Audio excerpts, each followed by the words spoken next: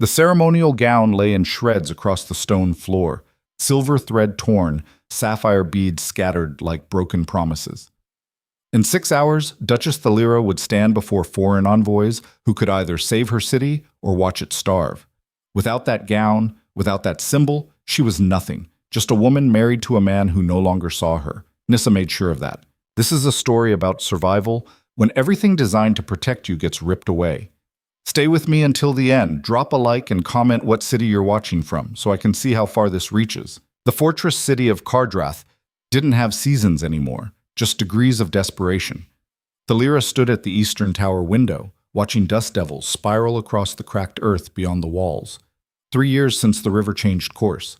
2 years since the last harvest that actually fed people. 18 months since Lucian stopped pretending their marriage meant anything.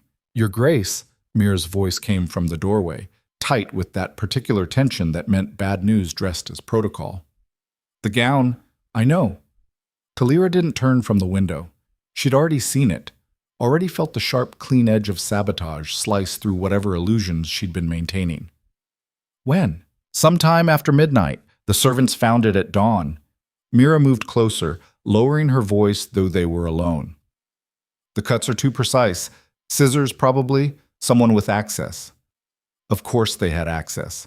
Nissa had access to everything now. Lucian's chambers, the household accounts, the whispered confidence of half the court, the mistress who'd somehow become more legitimate than the actual Duchess. Thalira finally turned. Show me. They descended through corridors that still bore the grandeur of better times. Tapestries depicting victories no one alive remembered.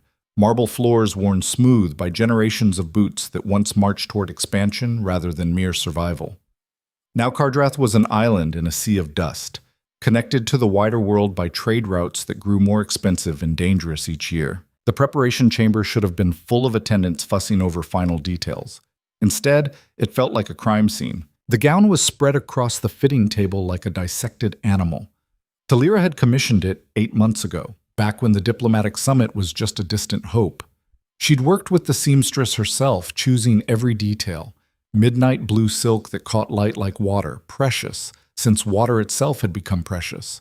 Silver embroidery and patterns that told Kardrath's history. Sapphires at the collar and cuffs, each one purchased by selling off pieces of her mother's collection. All of it systematically destroyed. The damage is, Mira started, irreparable. Yes. Thalira ran her fingers over a section where someone had sliced through 3 layers of fabric in one clean stroke. This wasn't vandalism. This was a statement. We could send to the seamstress. The envoys arrive in 6 hours. The ceremony begins at sunset. Thalira did the math she'd already done a dozen times since seeing the destruction. Even if she started now, even if we had the materials, there are other gowns in storage. Your mother's are 40 years old and don't fit. Thalira moved away from the table, away from the physical evidence of how thoroughly someone wanted her to fail. Besides, this wasn't about the dress itself.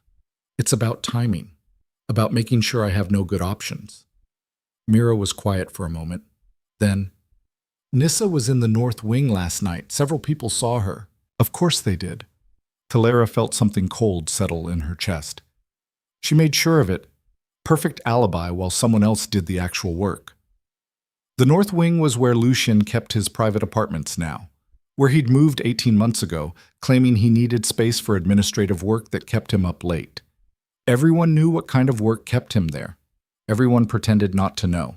Thalira walked to the window, looked out over the inner courtyard where workers were already setting up for the ceremony. Platform, canopies, chairs arranged in careful hierarchies.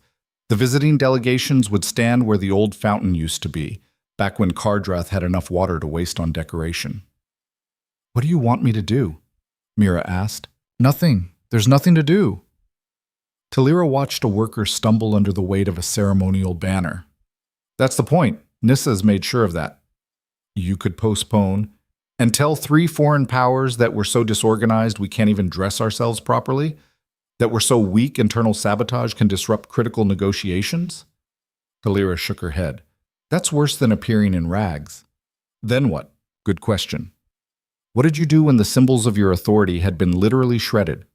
When the man who was supposed to protect your position was busy fucking the woman who destroyed it? Thalira's mother had worn the Duchess's regalia for 37 years.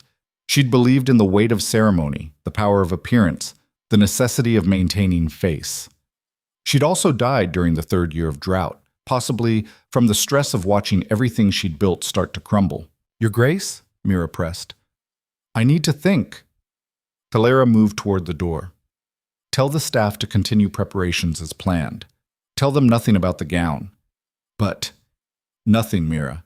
If this gets out before the ceremony, we lose whatever slim advantage surprise might give us. She left before Mira could argue, moving through corridors she'd walked for 12 years. First as Lucien's new wife, young and stupid enough to think a political marriage might grow into something real. Then as Duchess, learning to navigate court politics while the world outside got harder. Now as what? A woman whose husband kept a mistress in her own house? A leader whose symbols of power could be destroyed overnight. The ducal library was empty this time of morning. Thalira pulled books on frontier diplomacy, old treaties, histories of the Waste's wars. She wasn't looking for fashion advice. She was looking for a different kind of answer. 2 hours later, she'd found something. Not a solution exactly, more like a terrible idea that was just crazy enough to not be immediately suicidal. She was still reading when Lucian found her. So it's true. He stood in the doorway, and for a moment Thalira saw the man she'd married. Tall, handsome in that aristocratic way, educated and cultured. Then she blinked and saw what he'd become, a politician who'd traded actual governance for comfortable pleasures. The gown is destroyed. News travels fast. Thalira didn't look up from her book. Half the household staff knows by now. They're taking bets on whether you'll cancel. Are they? She marked her page. What's Nissa betting? Lucien's face tightened. This has nothing to do with... Please. Thalira finally met his eyes. We're past pretending. The question is whether you knew beforehand or just didn't care to prevent it. I had nothing to do with... I didn't ask if you did it. I asked if you knew. She stood, closing the book. There's a difference. He looked away first. Always did these days. What will you wear? Does it matter to you? The alliance matters. These negotiations are critical for your position. Yes, I know. Thalira moved past him toward the door. Don't worry, Lucien, I'll be there. I won't embarrass you. Thalira... She didn't stop. Didn't give him the chance to offer whatever weak comfort or political calculation he was working toward. Once, early in their marriage, she'd mistaken his careful politeness for kindness. She'd learned better. The afternoon burned away while servants completed preparations. Thalira stayed in her personal chambers, refusing visits, ignoring the increasingly frantic knocks from Mira and the household staff. She needed space to commit to what she was planning, space to accept that she was about to walk into the most important diplomatic event of her life, looking like nothing anyone expected. An hour before sunset, she finally opened the door. Your Grace, thank the... Mira stopped. What are you wearing? Thalira stood in the traveling cloak she'd worn during the border inspection 6 months ago.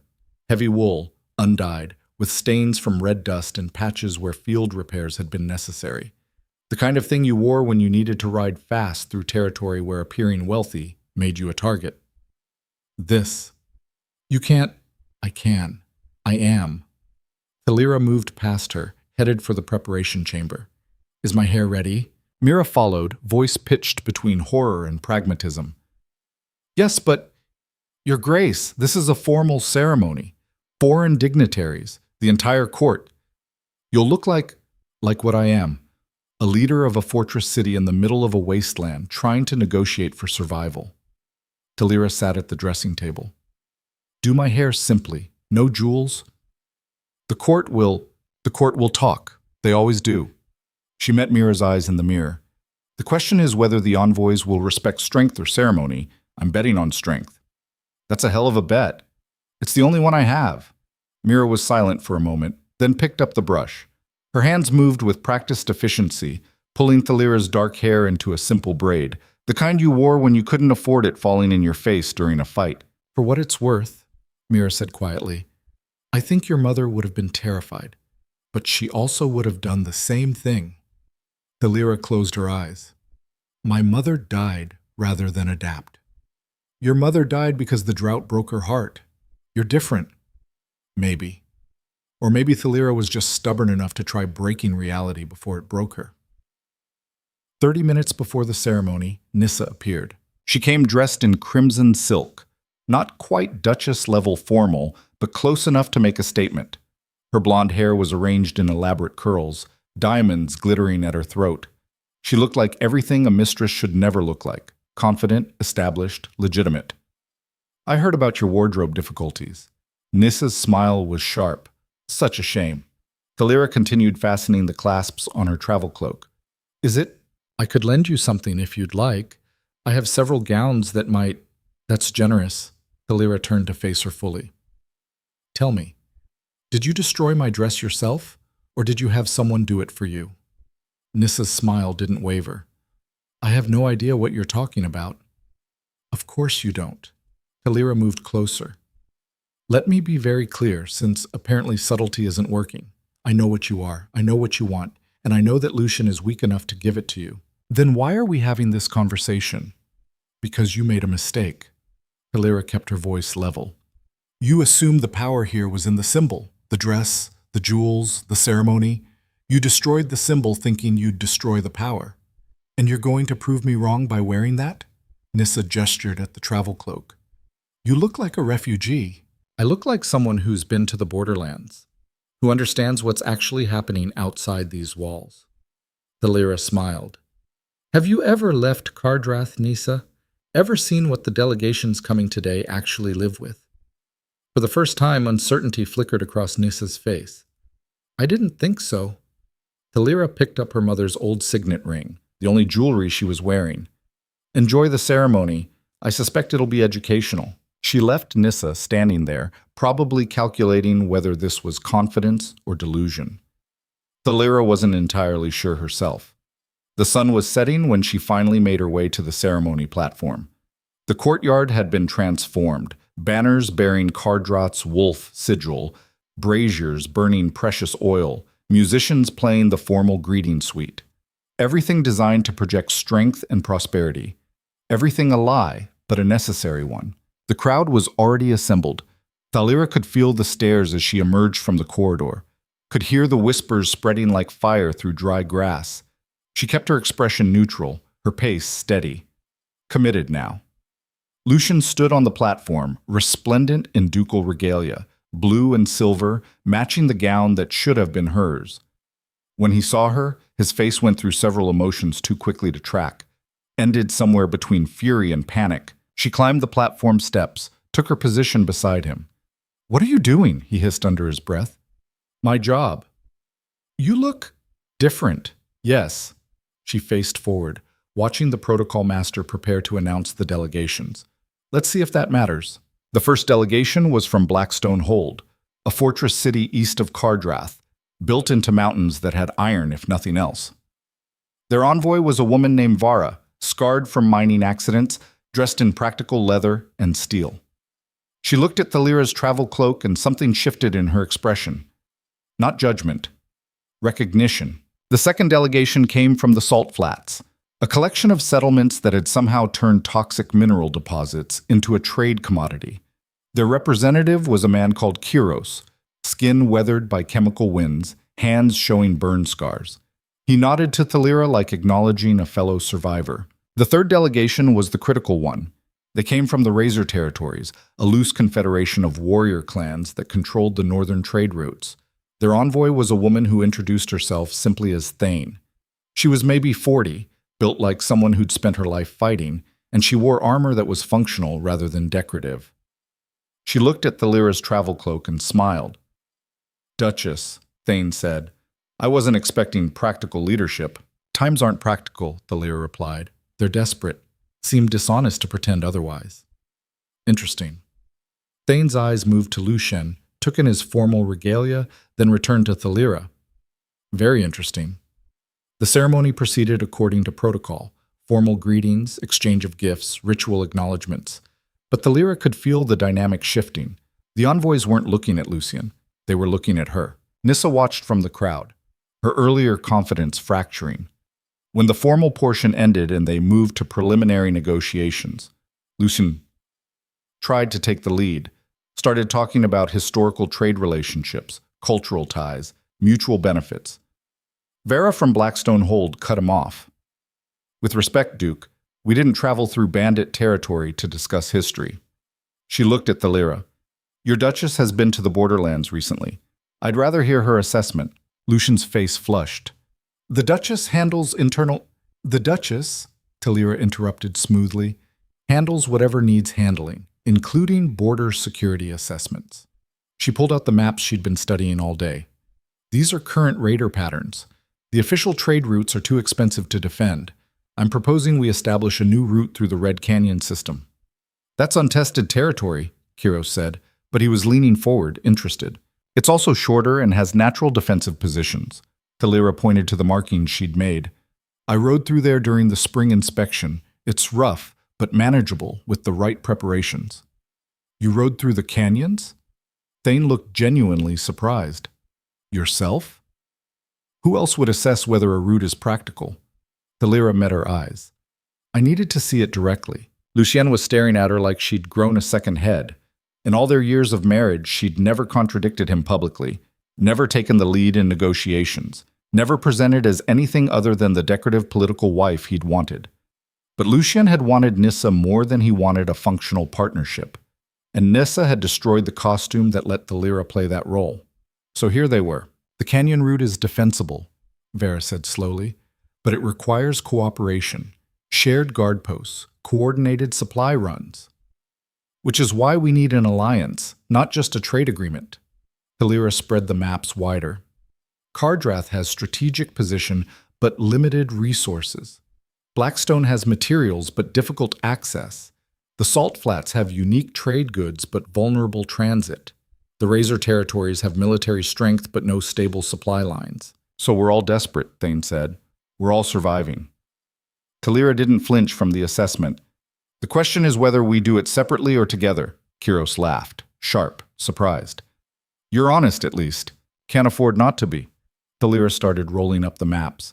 We can spend the next 3 days pretending Kardrath is wealthy and stable, that our Duchess wears silk and jewels, that everything is fine. Or we can acknowledge reality and figure out how to make it through the next winter.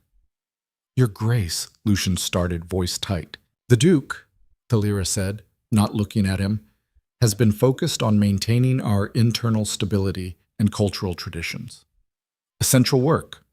I've been focused on making sure we survive long enough for those traditions to matter. It was a diplomatic way of saying Lucian had been useless while she'd been doing the actual work of keeping Kardrath functional. Everyone in the room understood it. Nissa, watching from the edges, understood it too. Her expression was shifting from smug satisfaction to something approaching alarm. The negotiations continued for another hour. Thalira presented proposals she'd been developing for months. Coordinated defense schedules, shared resource allocation, combined merchant convoys. Things she'd researched during those long nights when Lucien was with Nissa and Thalira was left with maps and reports and the grinding knowledge that no one else was doing this work. The envoys engaged with her directly, sometimes asking Lucien for input as a courtesy, but clearly interested in Thalira's plans. When they finally broke for the evening meal, Thane approached Thalira privately. That cloak, she said, you wore it in the borderlands? For 3 weeks. Spring inspection tour. I heard about that tour. Heard the Duchess of Kardrath actually road circuit, talked to frontier commanders, slept in garrison bunks. Thane smiled. I thought it was exaggeration. It wasn't. And today? The destroyed dress? So the rumors had already spread. Of course they had. Someone thought, Thalira said carefully, that without the right costume, I couldn't play the role. But the role isn't Duchess in silk. Thane gestured at the travel cloak. It's leader who understands what survival actually requires. Exactly. Thane nodded slowly. I think we can work together, you and I. She walked away, leaving Thalira standing in the courtyard as the last light faded. Around her, servants were lighting torches, preparing for the evening banquet. Lucien was surrounded by minor nobles, probably trying to salvage his authority. Nyssa had disappeared, calculating her next move, probably. Mira appeared at Thalira's elbow. That went better than expected, she said quietly. It's not over. No, but you shifted something. Mira glanced toward where Lucien stood. He's noticed. Good. Your Grace, what happens next? Talira looked up at the fortress walls, dark against the dying sky. Somewhere beyond those walls, in the wasteland that had swallowed their prosperity, other communities were making the same desperate calculations. Survival or death? Adaptation or extinction? Her mother had chosen extinction, had held on to tradition and ceremony until it killed her. Talira had just chosen something different. Next, she said, we negotiate the actual terms, and we see whether competence can replace legitimacy. And if it can't? Talira touched the travel cloak, feeling the rough wool under her fingers. Then at least I'll fail as myself, not as someone else's idea of what a duchess should be. The banquet that followed was elaborate. Roasted meats from carefully rationed livestock, wine from dwindling stores, entertainment from musicians who cost more than they should. All of it performance, pretending Cardrath was wealthy enough to waste resources on ceremony. Talira sat beside Lucien at the high table, watching the careful dance of politics and positioning.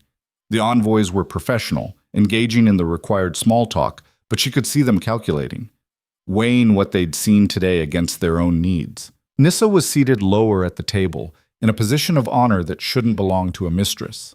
Her crimson dress still looked expensive and elegant. She still smiled at the right moments, laughed at noble jokes, played the role of sophisticated court lady. But something had changed. The nobles who'd been deferring to her earlier were now glancing at Talira, reassessing. Midway through the meal, Lucien leaned close. We need to talk. We're talking now, privately. His voice was low, controlled, furious. About what you did today. I negotiated an alliance that might save your city. You undermined my authority. I prevented a disaster. Talira kept her expression pleasant, aware of watching eyes. Someone destroyed my ceremonial gown. I adapted. The envoys responded positively. Where's the problem? You made me look concerned with tradition while I'm concerned with survival? She sipped her wine. That's accurate, isn't it? Lucien's jaw tightened. After the banquet, my study. Of course, Your Grace. The title was technically correct but felt like mockery in her mouth. Lucien heard it too, judging by the way his hand clenched around his goblet. Across the table, Thane was watching them with open interest. When she caught Talira's eye, she raised her glass in a small salute. The message was clear. The power dynamic had shifted, and everyone could see it. The banquet dragged on. Courses appeared and disappeared, musicians played, nobles performed the elaborate rituals of high society. Talira played her part, conversed appropriately, smiled at the right moments. But inside, she was calculating the next steps. The negotiations would continue for 3 more days. Plenty of time for Nissa to attempt another sabotage. Plenty of time for Lucien to try reasserting control. Plenty of time for the careful advantage she'd gained today to collapse. She needed to move faster than they expected. Needed to lock in agreements before anyone could undercut her. When the banquet finally ended and guests dispersed toward their quarters, Talira made her way to Lucien's study as demanded. He was waiting with a glass of whiskey, standing by the window that overlooked the inner courtyard. The room was exactly as she remembered from years ago, when she'd still been invited to private discussions. Dark wood, leather chairs, maps on the walls showing territories Cardrath used to control. Close the door, he said without turning. She did. What, Lucien asked slowly, did you think you were doing today? My job. He turned then, and his face was cold in a way she remembered from the early days of their marriage, when he'd been training her to be the Duchess he wanted. Your job is to support my position, to project stability and tradition, to be a decoration. Talira stayed by the door. Yes, I understand what you wanted. Unfortunately, someone destroyed the costume. So you decided to humiliate me instead? I decided to salvage critical negotiations that would have failed if I'd canceled or appeared weak. You appeared, he gestured sharply, like a refugee, like someone who doesn't understand basic protocol. I appeared like someone who's actually been to the territories we're trying to ally with. Talira moved further into the room. The envoys didn't care about silk and jewels, Lucien. They cared about whether we understand their reality. And you think you do? After one inspection tour? I think I understand it better than someone who hasn't left the fortress in 3 years. The hit landed. She could see it in the way his expression tightened. I am the Duke, and I am the Duchess. Not your mistress, not your decoration, your actual legal partner. Talira kept her voice level. Someone tried to sabotage me today. Either you knew about it, or you've lost control of your own household. Which is it? Lucien was quiet for a long moment. Then, Nissa had nothing to do with... Please. Talira felt something crack inside her chest. We both know that's a lie. You have no proof. I have timing, motive, and opportunity, and I have your complete lack of surprise when you saw the destroyed gown. She moved to the map table, looked down at the territories marked in fading ink. The question isn't whether Nissa did it. The question is what happens next. What happens next, Lucien said coldly, is you remember your position. My position just secured preliminary agreement from 3 major trade partners. Talira traced the border of Cardrath on the map. My position might be the only thing keeping this fortress city from collapse. Don't overestimate. Don't underestimate me. She looked up at him. I've spent 12 years being underestimated, Lucien. By you, by the court, by everyone who thought Duchess meant ornament. Today, I stopped pretending. And it worked.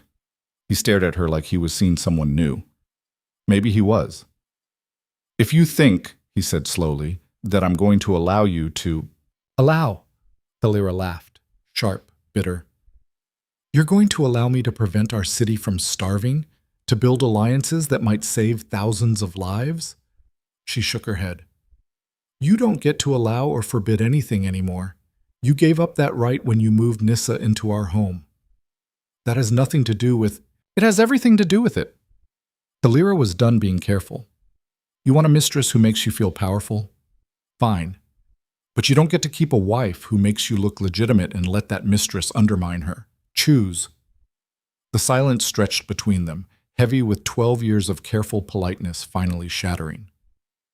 You're being unreasonable, Lucien finally said. I'm being clear. Talira moved toward the door. The negotiations continue tomorrow. I'll be there in whatever clothing survives the night, and I'll continue doing the actual work of keeping Cardrath functional. You can either support that or get out of the way. We're done here. She left before he could respond, moving through corridors that felt different now, like she'd shed some invisible weight she'd been carrying for years. Mira was waiting outside her chambers. How bad? She asked. He's furious, threatened, confused. Talira pushed open the door. Perfect. That's not reassuring. It's not meant to be. Talira started unfastening the travel cloak. Tomorrow we push harder. I need you to arrange a private meeting with Thane, early, before the official negotiations. What are you planning? To make an offer they can't refuse. Talira looked at herself in the mirror, still wearing the simple braid, no jewels, looking nothing like a proper duchess. And to make it clear that the real power in Cardrath isn't sitting on a throne wearing silk. Mira was quiet for a moment. Then, your mother would be terrified. My mother is dead. Talira turned away from her reflection. I'm not. That night she didn't sleep. Instead, she refined the proposals, calculated the resources, mapped out contingencies. This was the part no one saw, the endless hours of actual work that went into making leadership look effortless. Lucien was probably with Nissa, being reassured that this was temporary, that Talira would fail and everything would return to normal. But normal had died with the river. Normal was gone, and something new was taking its place. Something that looked like a duchess in a travel cloak, refusing to pretend anymore. Dawn came too fast and too slow at the same time. Talira stood in the pre-dawn gray, watching Mira arrange the meeting room she'd commandeered, a smaller chamber in the eastern wing, away from Lucien's formal negotiation space. The windows faced the wasteland, a deliberate choice. She wanted Thane to see exactly what they were up against. She'll be here in 10 minutes, Mira said, adjusting chairs. Are you sure about this? No. Talira studied the maps she'd spread across the table. But certainty is a luxury we can't afford. The door opened precisely on time. Thane entered alone, which Talira appreciated. No advisors, no witnesses, just 2 leaders trying to figure out if trust was possible. Duchess. Thane's eyes took in the sparse room, the wasteland view, the working maps instead of decorative nonsense. Interesting choice of venue. I wanted privacy and honesty. Thalira gestured to a chair. The formal negotiations will be full of protocol and careful language. I thought we could skip that. Thane sat, but her posture stayed alert. I'm listening. The alliance I proposed yesterday. It's good for everyone involved. Shared routes, combined defense, resource coordination. Everyone benefits. Thalira leaned against the table. But it requires someone to actually lead the coordination effort. Someone all parties trust. And you think that's you? I think it's not Lucien. Thalira didn't soften it. He's focused on maintaining internal stability and keeping the nobles happy. That's important, but it's not strategic leadership. You're asking me to support you over your own husband. I'm asking you to support competence over ceremony. Thalira pulled out a different map, one marked with her own notations from the border tour. These are the garrison positions I inspected personally. These are the weak points in our current defense. These are the raider patterns from the last 6 months. Thane leaned forward, studying the detail. You did this yourself? Yes, because no one else was doing it. Thalira traced a route with her finger.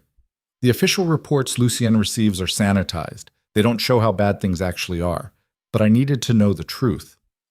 Why? Because I have to live here. Because when the walls fail, I don't get to retreat to some safer territory. Thalira met Thane's eyes. This is my home. Dying or surviving, I'm doing it here. Thane was quiet for a moment, her scarred hands resting on the map. The destroyed dress, that was your husband's mistress? Thalira felt something cold settle in her stomach. Probably, though she was smart enough to use intermediaries. And he allows this? He's chosen comfort over partnership. It's not complicated. Thalira kept her voice level. The question is whether you can work with someone whose own house is divided. That depends. Thane sat back. Can you deliver what you're promising, or will he undercut you at every turn? He'll try. Nissa will try. The court will resist because they prefer familiar dysfunction to uncomfortable change. Thalira straightened. But I'm not asking for permission anymore. Yesterday proved the envoys respond to capability, not title. I'm betting that continues. It's still a hell of a risk. Everything is a risk now. Thalira gestured toward the wasteland beyond the windows.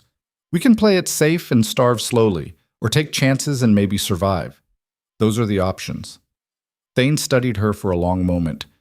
You're either very brave or very desperate. Both, definitely both. A smile cracked across Thane's weathered face. I can work with that. She stood, moved to the window. The Razor territories have a saying, trust actions, not words. You rode the borderlands. You're proposing real solutions instead of political theater. You showed up yesterday looking like someone who understands what survival actually costs. She turned back. That counts for more than silk dresses. Relief flooded through Thalira, though she kept her expression controlled. So we have an agreement? We have a foundation. The details still need negotiation. Thane's eyes narrowed. But I'll support your proposals in the formal sessions, and I'll make it clear to the other delegations that the Razor territories see you as the primary contact for coordination. That will infuriate Lucien. Your husband's feelings aren't my problem. Thane moved toward the door. My problem is getting trade routes secured before winter. You can deliver that, we're good. You can't. She shrugged. Then we're all dead anyway. After Thane left, Mira emerged from the corner where she'd been waiting. That was easier than expected, she said carefully. That was the easy part. Thalira started rolling up the maps. Now comes the hard part, actually delivering on what I promised. The formal negotiation session began 2 hours later in Lucien's grand chamber. He'd positioned himself at the head of the table, flanked by his advisors, projecting ducal authority. Nissa sat in the observers section, dressed in deep green today, watching everything with calculating eyes. Thalira arrived last, still wearing practical clothing, different than yesterday's travel cloak, but equally functional. She saw Lucien's jaw tighten when she entered. The morning session covered trade volumes, pricing structures, transport schedules, technical details that required someone who'd actually studied the numbers. Lucien tried to lead the discussion, but kept deferring to his economic advisor for specifics. Thalira didn't wait for permission to speak. The proposed transport schedule won't work, she said. cutting across the advisor's explanation. It assumes clear weather and safe roads. We haven't had either in 2 years. Lucian's eyes flashed. The schedule is based on historical patterns. Historical patterns are irrelevant. The climate has changed. The security situation has deteriorated. Talira pulled out her own calculations. We need to build in delays, plan for losses, assume worst-case scenarios. Vera from Blackstone Hold nodded. Agreed. Optimistic planning gets people killed. The Duchess makes a valid point, Kiros added, and Thalira saw Lucian's hand clench beneath the table. The session continued, and the dynamic became clearer. The envoys addressed their questions to Thalira. When Lucien tried to redirect, they politely acknowledged him and then turned back to her. It wasn't deliberate disrespect, it was practical. She had the information they needed. By midday break, Lucien was visibly furious. A word, he said quietly, as people dispersed for the meal. Now, they retreated to a small antechamber. Lucien shut the door with excessive care, like he was controlling an urge to slam it. What the hell do you think you're doing? Negotiating the alliance you wanted me to help secure. You're undermining me. Again. He moved closer, voice low and sharp. Every time I try to speak, you interrupt. Every time I make a proposal, you correct it. You're making me look incompetent in front of foreign powers. I'm making you look unprepared, Thalera said, which you are. You haven't reviewed the current security reports. You don't know the actual transport costs. You're working from outdated information and hoping no one notices. Because I have other responsibilities. Like managing your mistress? The words came out harder than she intended. Forgive me if I don't find that a compelling excuse for incompetence. Lucien's face went dark red. You're crossing a line. I crossed the line yesterday when I showed up in a travel cloak. Where were you then? Thalira held her ground. You want me to be decorative and supportive? That option died with my ceremonial gown. What's left is a leader who spent months preparing for this exact negotiation while you were busy elsewhere. I am the Duke, then act like it. She moved toward the door. Learn the actual details. Understand what we're negotiating. Be present instead of performative, or step aside and let me do the work you're unwilling to do. She left before he could respond, heart hammering. That was the most direct confrontation they'd ever had. No careful politeness, no diplomatic phrasing, just the brutal truth neither of them had been willing to speak before. The afternoon session was worse. Thalira presented her proposal for coordinated defense schedules, garrison rotations, shared intelligence, combined rapid response. She'd worked on it for weeks, refining the details, calculating the logistics. Thane responded immediately. This is workable. The Razor territories can commit forces to the northern positions. Vera nodded. Blackstone can cover the eastern approaches. We've got mining operations there anyway. Makes sense to formalize the protection. Kiros looked impressed. You've actually mapped out the supply requirements. Most proposals just wave their hands at logistics. Logistics are what make or break an alliance, Thalira said. Good intentions don't protect trade routes. One of Lucien's advisors, a pompous noble named Corvin, who'd been part of the court for decades, cleared his throat. This is all very enthusiastic, he said with barely concealed condescension. But perhaps we should consider more traditional arrangements. The Duchess's proposals, while creative, lack certain diplomatic subtleties that— The Duchess's proposals, Thane interrupted, are the first ones I've seen that acknowledge reality instead of pretending we're living in prosperous times. She looked at Corvin with open disdain. Diplomatic subtlety doesn't stop raiders. Coordinated defense does. Corvin's face flushed, but he subsided. Lucien sat rigid in his chair, watching his authority drain away with every exchange. Nissa, in the observers section, had stopped smiling. The session ended at sunset. As people dispersed, Thane caught Thalira's arm. You need to watch your back, she said quietly. You just humiliated powerful people. They'll retaliate. I know. Do you? Thane glanced toward where Nyssa was speaking with Corvin in low, urgent tones. Because from where I'm standing, you just painted a target on yourself. The target was already there. Nissa made that clear yesterday. Thalira kept her voice calm. At least now I'm fighting back. Just be careful. Dead leaders can't deliver on alliances. After Thane left, Mira appeared. The servants are talking, she said.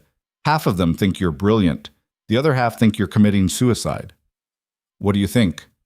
I think you're both. Mira handed her a sealed message. This just arrived, from the steward of the Western Districts.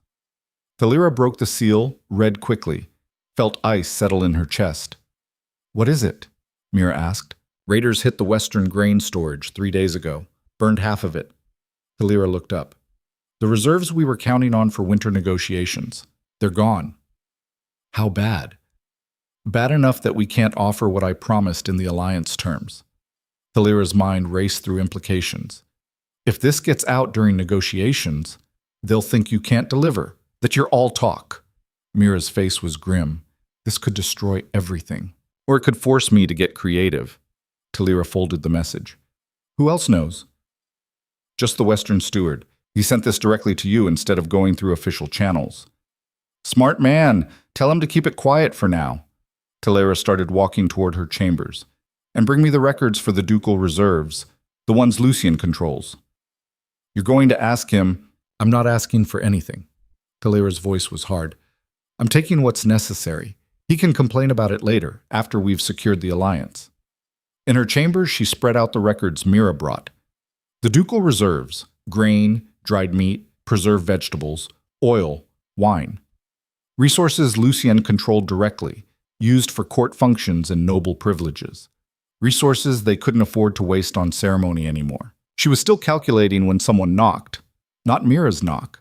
Something harder. Come in. Nissa entered, closing the door behind her. She looked different without the court audience. Less polished, more dangerous. We need to talk, Nissa said. Do we? You're making a mistake. Nissa moved further into the room, her silk dress whispering. You think yesterday's performance changed something? It didn't. You're still the same Duchess who's been irrelevant for years. Interesting theory. Thalira didn't stand from her desk. Is that why the envoys keep directing their questions to me instead of Lucian? Temporary novelty. They'll get bored with your little rebellion. Nissa's smile was sharp. And when they do, you'll still be here. Still married to a man who doesn't want you. Still pretending you matter. Is there a point to this visit, or are you just practicing your villain monologue? Nissa's expression flickered. The point is that you should withdraw from the negotiations. Let Lucian handle things properly. Go back to being the quiet, supportive wife. Or what? Or things get worse. Nissa leaned against the door. The dress was a warning. Next time won't be so subtle. Thalira stood slowly, walked around the desk until she was close enough to see the calculation in Nissa's eyes. Let me be very clear, she said quietly. You can destroy every dress I own. You can sabotage my quarters, spread rumors, turn the court against me. Do whatever you want. But you can't change the fact that I know how to run this fortress city, and Lucy Shen doesn't. You can't change the fact that the envoys respect capability over ceremony. And you can't change the fact that without me, this entire alliance collapses. You're overestimating your importance. Am I? Thalira smiled without warmth. Try me. Sabotage me again. See what happens when the negotiations fail because you couldn't control your jealousy. See how Lucian reacts when his entire political position crumbles because his mistress destroyed the only person holding it together. Nissa's face went tight. You're bluffing. I'm calculating. Thalira moved back to her desk. You want Lucian? Fine, have him. But you don't get to destroy Kardrath's future because you can't stand that I'm better at this than you are. You think you're so smart. I think I'm necessary. There's a difference. Thalira sat down, picked up her pen. Now get out. I have actual work to do. Nissa stared at her for a long moment, something like confusion crossing her face, like she'd expected Thalira to break or beg or fight in the ways she understood. Instead, she'd gotten cold pragmatism and absolute refusal to engage. This isn't over, Nissa finally said. It never is. Thalira didn't look up. Close the door on your way out. After Nissa left, Thalira's hand shook slightly as she set down the pen. That had been reckless, openly confronting someone who'd already proven willing to sabotage her. But she was done being afraid of Nissa's machinations. Besides, she had bigger problems now. She worked through the night, recalculating the alliance proposals with the new grain shortage, redistributing resources, adjusting timelines, finding creative solutions to problems that kept multiplying. By dawn, she had something that might work. if she could convince Lucian to redirect the ducal reserves, which meant another confrontation she wasn't looking forward to. She found him at breakfast in his private dining room, the one he used when he didn't want to deal with court formality. He looked tired, older than his 40 years. Nissa sat across from him, but stood when Thalira entered. "I should go," Nissa said, voice dripping false courtesy. "Stay," Thalira said. "This concerns you too, apparently." Lucien's eyes narrowed. "What do you want, Thalira?" "The Western grain storage was raided 3 days ago. We lost half our winter reserves." She said it flatly, watching both their reactions. "The resources I promised in the alliance negotiations are gone." Lucian went pale. "That's... how bad?" "Bad enough that we need to redirect the ducal reserves to cover the gap." "Absolutely not." Lucian stood. "Those reserves are for court functions, noble privileges, luxuries we can't afford anymore." Thalira pulled out her calculations. "Without those reserves, the alliance terms are impossible. Without the alliance, we have no secure trade routes. Without trade, we starve. It's not complicated math." "You can't just commandeer resources." "I can if you won't." Thalira met his eyes. "The steward sent the report to me, not you. He knew you'd prioritize court comfort over survival, so I'm making the decision you won't." Nissa's expression shifted to something calculating. "You're proposing to strip the ducal privileges. The nobles will revolt." "The nobles can adapt or leave." Thalira's voice was hard. "I'm tired of pretending we can maintain aristocratic comfort while people in the outer districts ration bread." "This is exactly what I was talking about," Lucian said, anger rising. "You're making unilateral decisions, ignoring protocol." "I'm doing your job."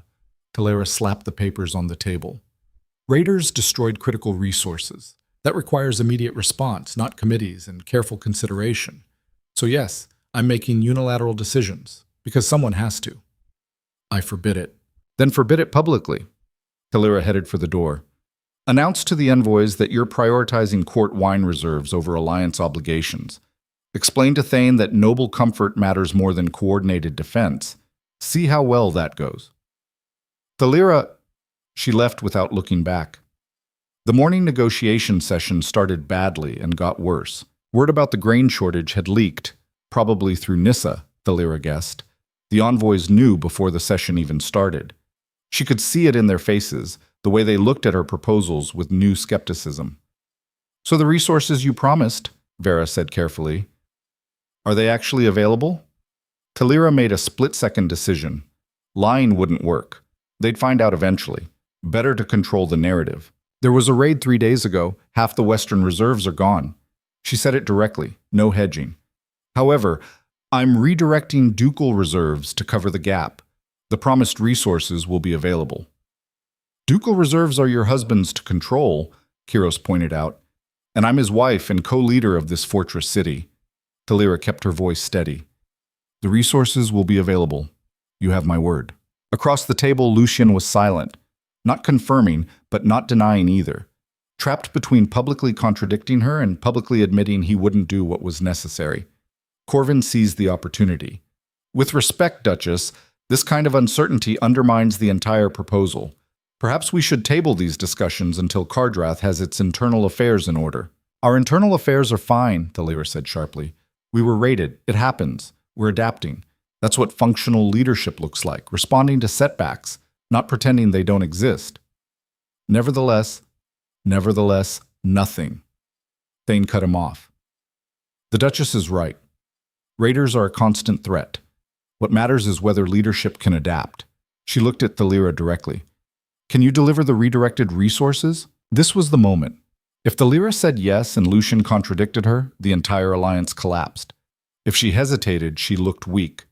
She had one card to play. The fact that Lucian needed this alliance as much as she did. "Yes," she said, "I can deliver." Silence. Everyone looked at Lucian.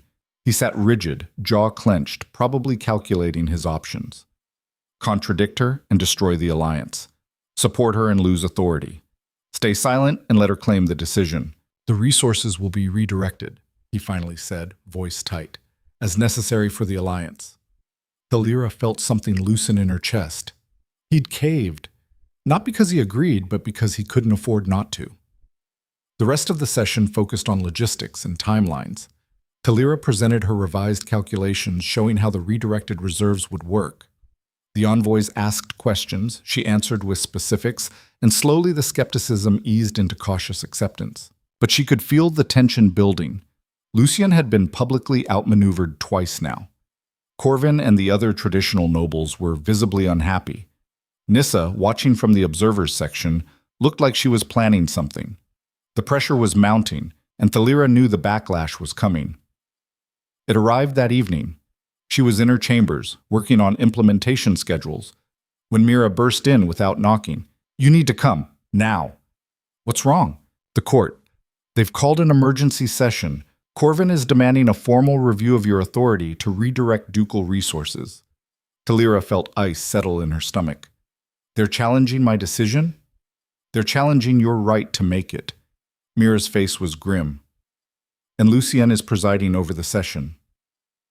The court chamber was packed when Talira arrived. Not just nobles, servants, guards, minor officials. Word had spread. This wasn't just politics anymore. This was spectacle. Lucien sat at the ducal seat looking uncomfortable. Corvin stood at the speaker's position, surrounded by other conservative nobles. Nissa was there too, positioned where she could watch everything. "Duchess," Corvin said with false courtesy, "thank you for joining us." "I wasn't aware I had a choice." Talira moved to the response position. "What's this about?" "It's about overreach and improper authority." Corvin gestured broadly. "You've claimed the right to redirect ducal reserves without proper consultation or approval. That violates every protocol we have. It prevents starvation and secures critical alliances. That supersedes protocol." "Says who?" "Another noble, a woman named Alyssa, who'd always been friendly with Nissa." "You've appointed yourself final authority without any legal standing." "I have every legal standing. I'm the Duchess." "You're the Duke's wife," Corvin corrected, "which gives you ceremonial status, not executive authority. The resources in question belong to the Duke's direct control." "And the Duke agreed to the redirection." Talira looked at Lucien. "Didn't you?" All eyes turned to him. He sat silent for a long moment, and Talira realized with cold horror that he was actually considering throwing her to the wolves, that he was angry enough, humiliated enough, to let the court tear her apart. "The Duke agreed under pressure," Corvin said when Lucien didn't respond immediately. "In a negotiation session where contradicting his wife would have damaged Kardrath's position. That's coercion, not consent." "It's practical leadership," Talira shot back. "The alliance required those resources. I secured them. Would you prefer I'd let the negotiations fail?" "We'd prefer you'd followed proper channels," Alyssa said. "Consulted with the court, sought approval, worked within established systems. Those systems are designed for stability, not crisis." Talira felt her control slipping. "We don't have time for committees and formal reviews while raiders burn our supplies." "That's exactly the problem." Corvin moved closer, voice rising. "You've decided you're above the rules, that your judgment supersedes everyone else's. That's not leadership, that's tyranny." The crowd murmured. Talira saw heads nodding, especially among the traditional nobles who'd been unhappy with her assertiveness. "This is ridiculous," she said. "We're arguing about protocol while actual survival is at stake." And whose fault is that?" Nissa spoke up from her position, voice clear and carrying. "Who created this crisis by making promises she couldn't keep? Who forced the Duke into impossible positions?" Talira turned to face her. "You destroyed my ceremonial gown to humiliate me. Don't pretend you care about proper procedure." Nissa's eyes widened in perfect innocence. "I have no idea what you're talking about. You sabotaged me, and now you're using the court to finish what destruction couldn't." Talira looked around at the assembled nobles. "This entire session is theater designed to undercut the alliance negotiations. This session," Corvin said coldly, "is about holding you accountable for overstepping your authority." "Then hold me accountable." Talira spread her hands. "Strip my titles, exile me. Do whatever you need to feel powerful again. But the alliance still needs those resources, and someone still has to deliver them." "The Duke will handle," Corvin started. "The Duke hasn't handled critical governance in 2 years." Talira was done being careful. "He's been too busy maintaining appearances and satisfying his mistress. So I did the work he wouldn't. And yes, I made decisions without permission, because waiting for permission meant watching Cardrath collapse. The crowd went silent. No one had ever challenged Lucian so directly in public. Lucian stood slowly, face unreadable. "Duchess," he said quietly, "you go too far." And Thalira realized she'd just made a terrible mistake. She'd attacked him publicly, humiliated him in front of the entire court. Whatever fragile alliance they'd maintained was gone. "Perhaps," Lucian continued, "the court is right to question your judgment." The words hit like a physical blow. He was siding against her, actually doing it. Thalira stood alone in the center of the chamber, surrounded by hostile nobles, abandoned by her own husband, with Nysa watching in triumph. And the alliance negotiations were scheduled to conclude tomorrow. The silence in the court chamber felt like something alive pressing against Thalira's chest. She could hear her own heartbeat, too fast, too loud, could feel dozens of eyes watching her unravel. Lucien remained standing, letting the moment stretch, letting her twist in the wind he'd created. "However," he said finally, and something shifted in his tone, "the Duchess is also correct that the alliance requires those resources." Thalira's breath caught. What was he doing? The question before this court isn't whether the decision was necessary. It clearly was. The question is whether it was properly authorized. Lucien looked around the chamber. "And as Duke, I authorized it. Perhaps the Duchess acted prematurely in announcing the redirection, but the substance of the decision stands." Corvin's face went red. "Your Grace, with respect, the alliance negotiations conclude tomorrow," Lucien cut him off. "We can argue about procedural violations afterward. Right now, undermining the Duchess undermines Cardrath's position with 3 foreign powers. Is that what you want?" The conservative nobles exchanged glances. Corvin looked like he'd swallowed something rotten. "Of course not, Your Grace," he finally managed. "We simply wanted to ensure proper protocols were maintained. Consider them maintained." Lucien sat down, dismissing the concern. "This session is concluded." The crowd dispersed slowly, nobles muttering among themselves. Thalira stood frozen, trying to process what had just happened. Lucien had defended her, sort of. He'd made it clear she'd overstepped, but he'd also prevented the court from actually punishing her. Why? Nysa had disappeared into the crowd, her expression unreadable. Corvin was surrounded by other nobles, clearly unhappy with how things had ended. And Thalira was left standing in the center of the chamber, unsure whether she'd just won or lost. Lucien descended from the ducal seat, moved past her without making eye contact. "My study," he said quietly. 10 minutes. Then he was gone, leaving her alone with Mira, who'd been standing at the edge of the chamber the entire time. "That was," Mira started. "Calculated."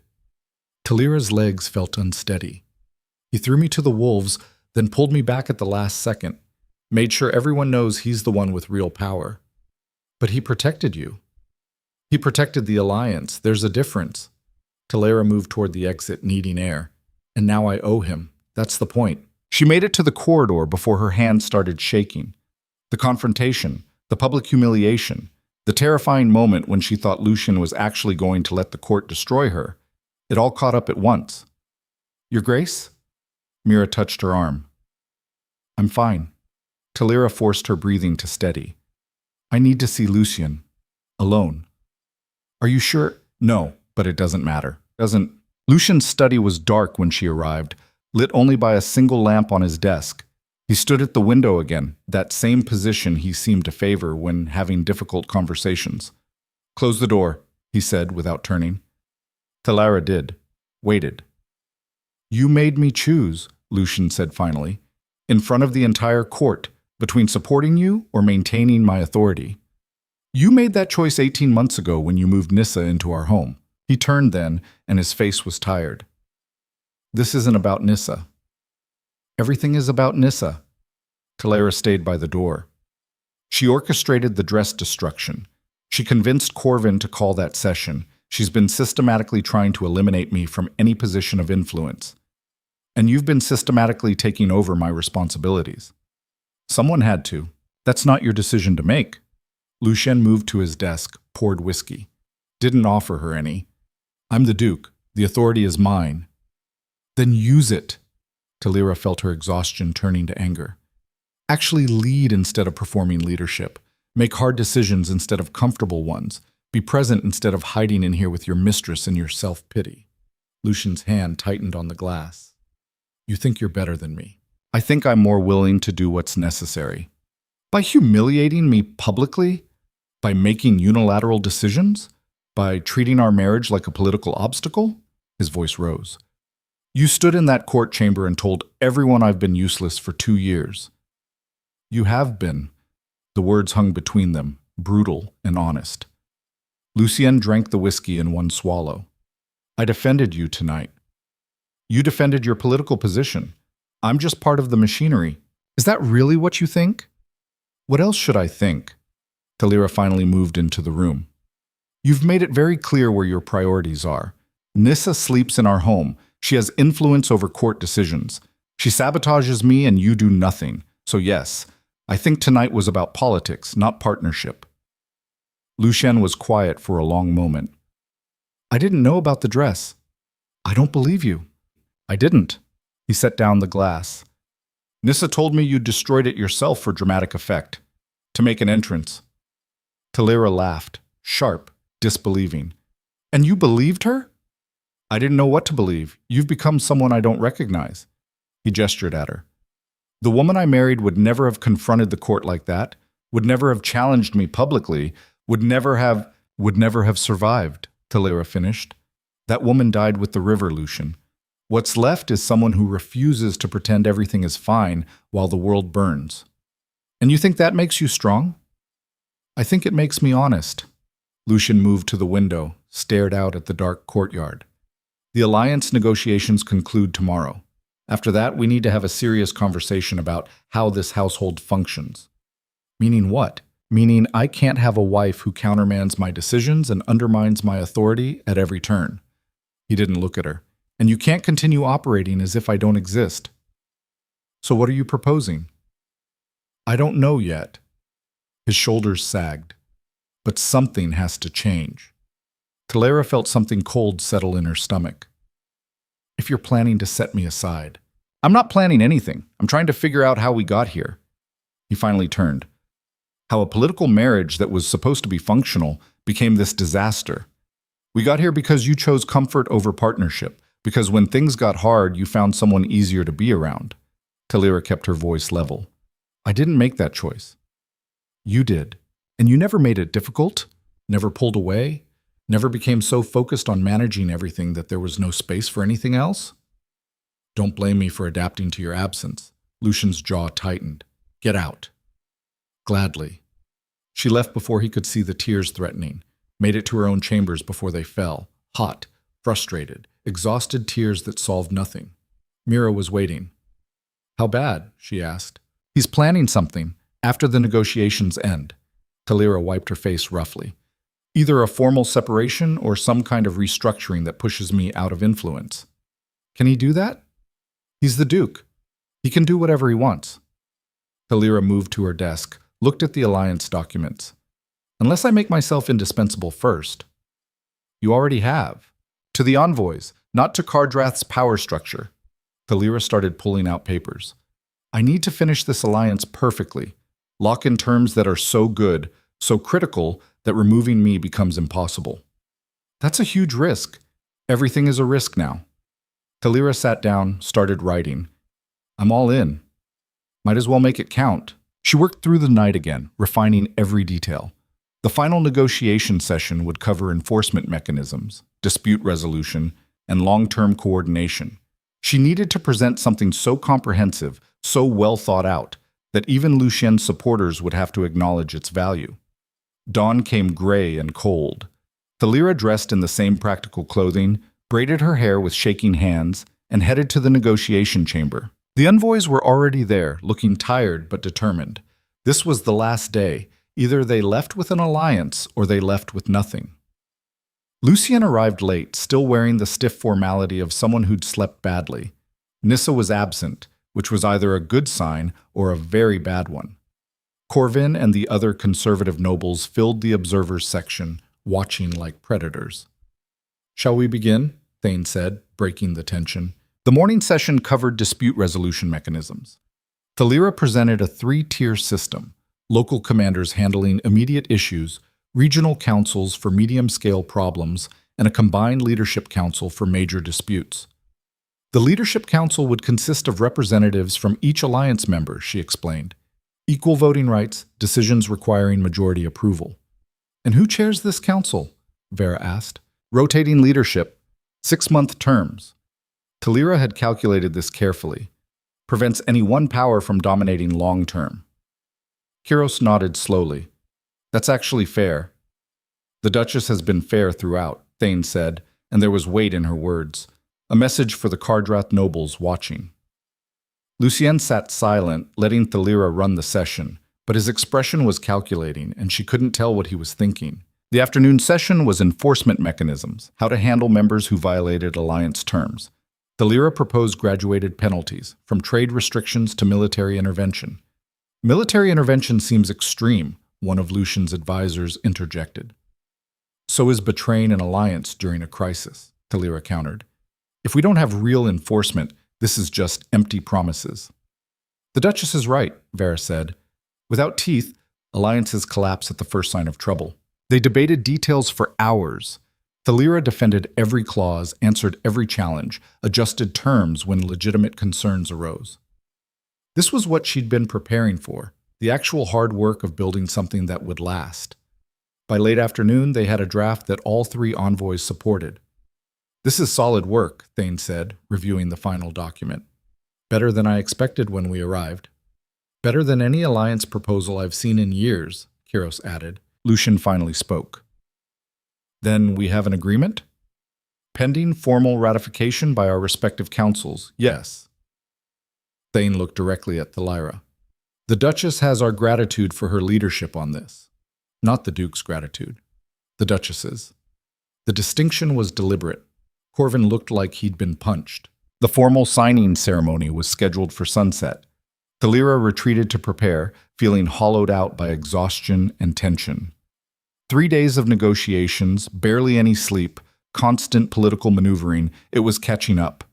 Mira helped her into clean clothing, still practical, but slightly more formal than the travel cloak. You did it, Mira said. The alliance is secured. The alliance is drafted, still needs ratification. Thalira fastened a simple belt. And I still have to survive whatever Lucian's planning. You don't think he'll move against you now? Not after this success? Success is exactly why he'll move. Thalira checked her reflection. Tired, older than her 32 years, but unbroken. I've proven I can function without him. That makes me either indispensable or expendable, depending on how threatened he feels. A knock at the door. One of the servants looking nervous. Your Grace, the Duke requests your presence in the chapel, before the ceremony. Thalira exchanged glances with Mira. Did he say why? No, Your Grace, just that it was urgent. The chapel was in the oldest part of the fortress, built during the founding years when Kardrath still had religious pretensions. Most of it was abandoned now, too expensive to maintain, too cold to use regularly. Thalira found Lucien standing before the altar, alone. The space was dim, lit only by late afternoon light through dusty windows. You wanted to see me? He turned. I wanted to talk without audiences or politics or advisors. About what? About what happens after tonight. He moved closer. The alliance is secured. You've proven yourself essential to that process. The envoys respect you more than me. Is that what bothers you? That I'm competent? What bothers me, Lucian said carefully, is that I don't know what you want anymore. I want Kardrath to survive. And after that? What do you want from me? From us? He gestured between them. Do you want a real marriage? A political partnership? Complete separation? I can't tell anymore. Thalira felt something crack inside her chest. You're asking me this now after 2 years of choosing Nissa over me at every turn? I'm asking because we're running out of road. Lucian's voice was strained. The court is divided. Half of them want you removed from influence. The other half thinks you should be running everything. Nissa is what? Becoming a problem I can't control. He looked away. She wants legitimacy I can't give her. She's making demands that would require setting you aside formally. And you're considering it. I'm trying to figure out how to keep Kardrath stable while my household is at war with itself. Lucian's hands clenched. So I'm asking you directly, what do you want? Talira stared at him, this man she'd married 12 years ago.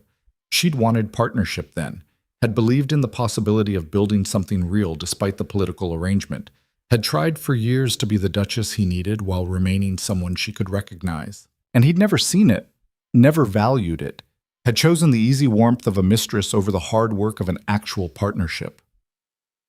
I want, she said slowly, for you to have asked me this 2 years ago, before Nissa, before you gave up on us. I didn't give up. You did. The moment you stopped trying, the moment you decided comfort was more important than partnership. She moved toward the door. But it's too late for that conversation now. Talira, we have a ceremony to attend, an alliance to formalize. She didn't look back. After that, you can figure out what you want. But don't expect me to make it easy for you. She left him standing in the empty chapel, surrounded by symbols of faith no one believed in anymore. The ceremony was held in the main courtyard, formal and precise. Talira stood beside Lucian on the platform, watching the envoys sign the alliance documents. Thane signed for the Razor territories, Vara for Blackstone Hold, Kyros for the Salt Flats. Then Lucian Mishisian signed for Kardrath, his signature bold and decisive. The crowd applauded, musicians played, servants distributed wine. Everything performed perfectly, like the successful alliance would somehow fix all the underlying dysfunction. Talira accepted congratulations from nobles who'd been calling for her removal hours ago, smiled at Corvin's forced courtesy, watched Nysa slip into the crowd, her expression unreadable. Thane approached as the formal portion ended. Well done, Duchess, truly. Thank you for your support throughout. I didn't support you, I supported competence. Thane glanced at Lucien, who was surrounded by nobles. Word of advice.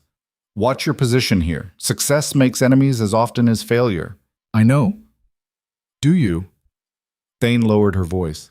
Because from where I stand, you just proved you don't need your husband to lead effectively. That's dangerous for both of you. Before Talira could respond, Thane moved away, joining her own delegation. The celebration continued into evening.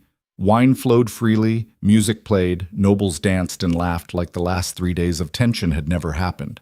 Talira played her role, accepted toasts, made appropriate conversation, and watched Nissa working the crowd, speaking quietly with Corvin and other conservative nobles. Planning something, always planning. Near midnight, Talira escaped to the eastern tower, the same window where she'd stood 3 days ago, watching dust devils spiral across the wasteland. It felt like a lifetime had passed. Impressive view. She turned to find Thane standing in the doorway. Shouldn't you be celebrating? Talira asked. I'm not much for parties. Thane joined her at the window. I wanted to tell you something before I leave tomorrow. What? The alliance works because you built it on reality instead of ceremony. That's rare. Thane looked out at the dark wasteland. But reality doesn't care about nobility or tradition or who's sleeping with whom. It just is. And the people who survive are the ones willing to adapt to it. Is this advice or warning? Both. Thane turned to face her. You've adapted, changed from decorative duchess to actual leader. But adaptation has costs. Your husband's trust, the court's stability, your own safety. The question is whether those costs are worth it. They are if Kardrath survives. And if you don't survive to see it? Talira didn't have an answer for that. Thane nodded slowly. Just remember, martyrs are celebrated after they're dead. I'd prefer you stay alive. She left, leaving Talira alone with the darkness and the wasteland and the growing certainty that something was about to break. She returned to her chambers near dawn, exhausted down to her bones. The alliance was secured. The negotiations were complete. She should feel victorious. Instead, she felt hollow. Mira was asleep in the outer room, curled in a chair she'd pulled near the door. Talira didn't wake her, just moved quietly into her bedroom, started unfastening her belt, and saw the package on her bed. Small, wrapped in plain cloth, tied with string. No note, no indication of who'd left it. Every instinct screamed danger. Talira approached slowly, listening for any sound. The room was silent. Nothing moved.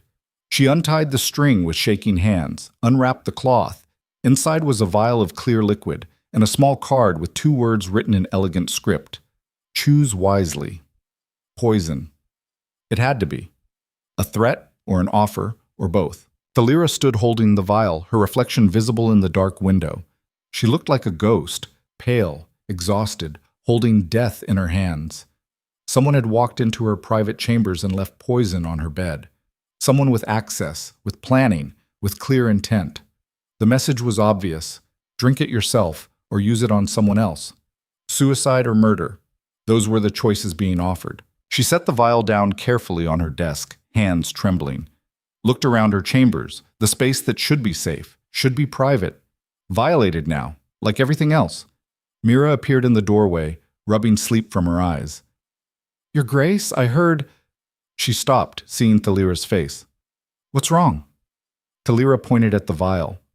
Mira went pale. Who? I don't know. Thalira's voice was steadier than she felt. But someone wants me dead or wants me to kill someone. Either option works for them.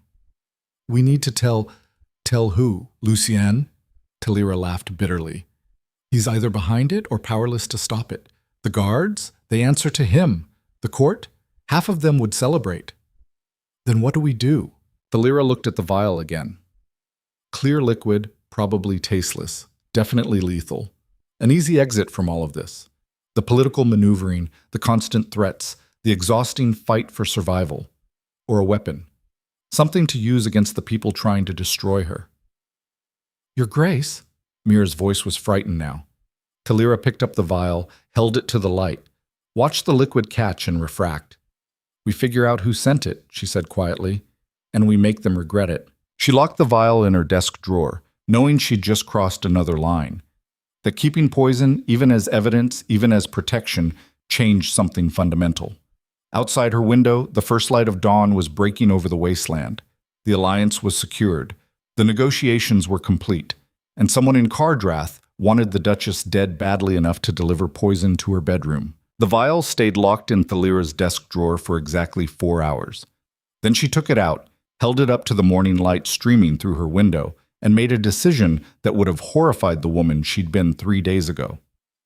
You're keeping it? Mira asked, watching from the doorway with barely concealed alarm.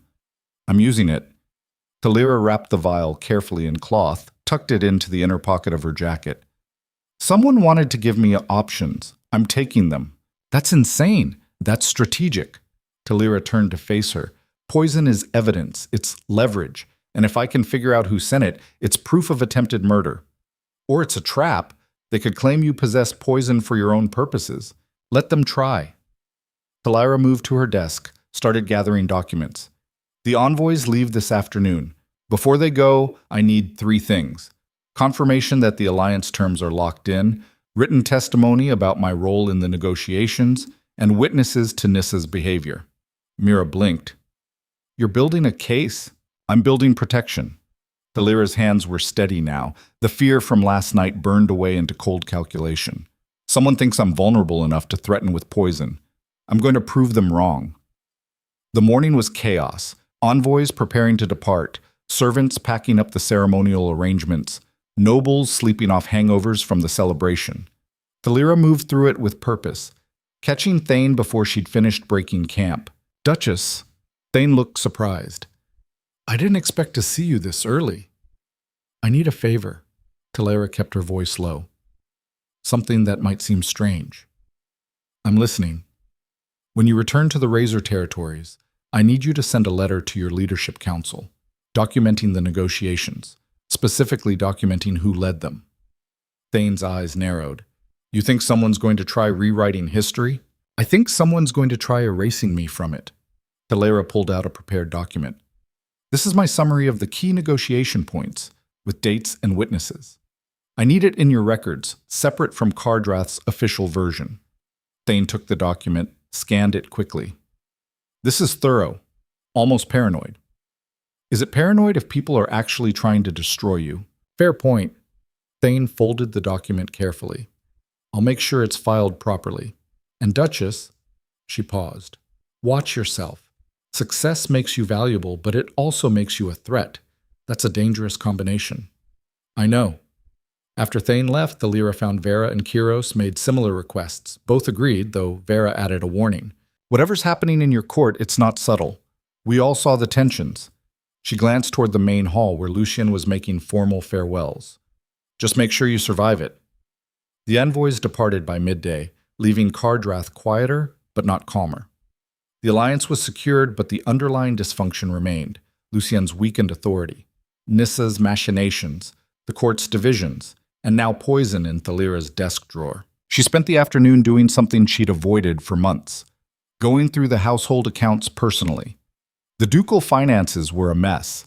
Lucien had been signing off on expenditures without reviewing them, letting his steward handle everything, which meant no one was actually tracking where resources went. Thalira spread the ledgers across her desk, started cross-referencing. Wine purchases had tripled in the last year. Silk imports had increased despite trade restrictions. Someone was spending ducal funds on luxury goods while the outer districts rationed food. 3 hours of detailed review revealed the pattern. Nyssa. Not directly. She was too smart for that. But purchases coinciding with her request to Lucien, expenses approved shortly after private meetings, resources redirected to her preferred nobles. She'd been systematically draining ducal reserves to build her own power base. This is embezzlement, Mira said, reading over Thalira's shoulder. This is how she's been securing loyalty. Thalira marked another suspicious transaction. She can't offer official positions or titles, so she offers resources. Wine for noble celebrations, silk for their daughters, favors purchased with Kardrath's wealth. Can you prove it? I can show the pattern. Whether Lucien cares is another question. Thalira closed the ledger. But it gives me ammunition. The confrontation came that evening. Thalira found Lucien in his study, predictable, safe, where he'd retreated since the negotiations ended. She didn't knock, just walked in and placed the ledgers on his desk. What's this? He asked, not looking up from his own paperwork. Evidence that your mistress has been stealing from Kardrath for over a year. That got his attention. Excuse me? Look at the accounts. Wine purchases, silk imports, luxury goods, all approved by you, all coinciding with Nissa's social calendar. Thalira flipped open the first ledger. She's been using ducal resources to buy noble loyalty. Lucien scanned the pages, his expression hardening. These are legitimate household expenses. Legitimate household expenses don't triple in a year when we're rationing food in the outer districts. Thalira pulled out her cross-reference notes. She's been systematically draining resources to build her own power base. While I've been negotiating alliances to keep us alive, she's been looting the treasury. You can't prove I can prove the pattern. I can show the timing. I can demonstrate that every major expenditure spike corresponds to a period when she was actively courting specific nobles. Thalira leaned on the desk. What I can't prove is whether you knew about it. Lucien's face went pale. You think I was complicit? I think you weren't paying attention.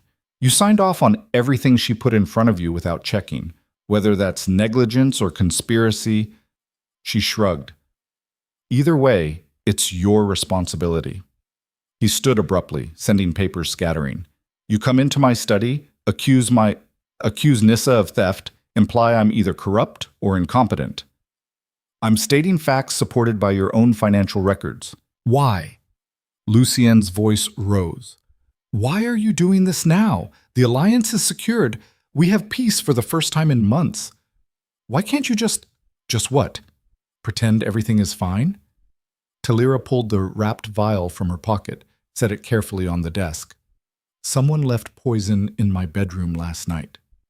Lucien stared at the vial like it was a serpent. What? Poison. In my private chambers, with a note telling me to choose wisely. Thalira kept her voice steady. Someone with access to my rooms, with knowledge of when I'd be absent, with clear intent to either kill me or frame me for murder. You don't think... Lucien looked genuinely shocked. You can't believe I had anything to do with... I don't know what to believe anymore. Thalira wrapped the vial again, pocketed it.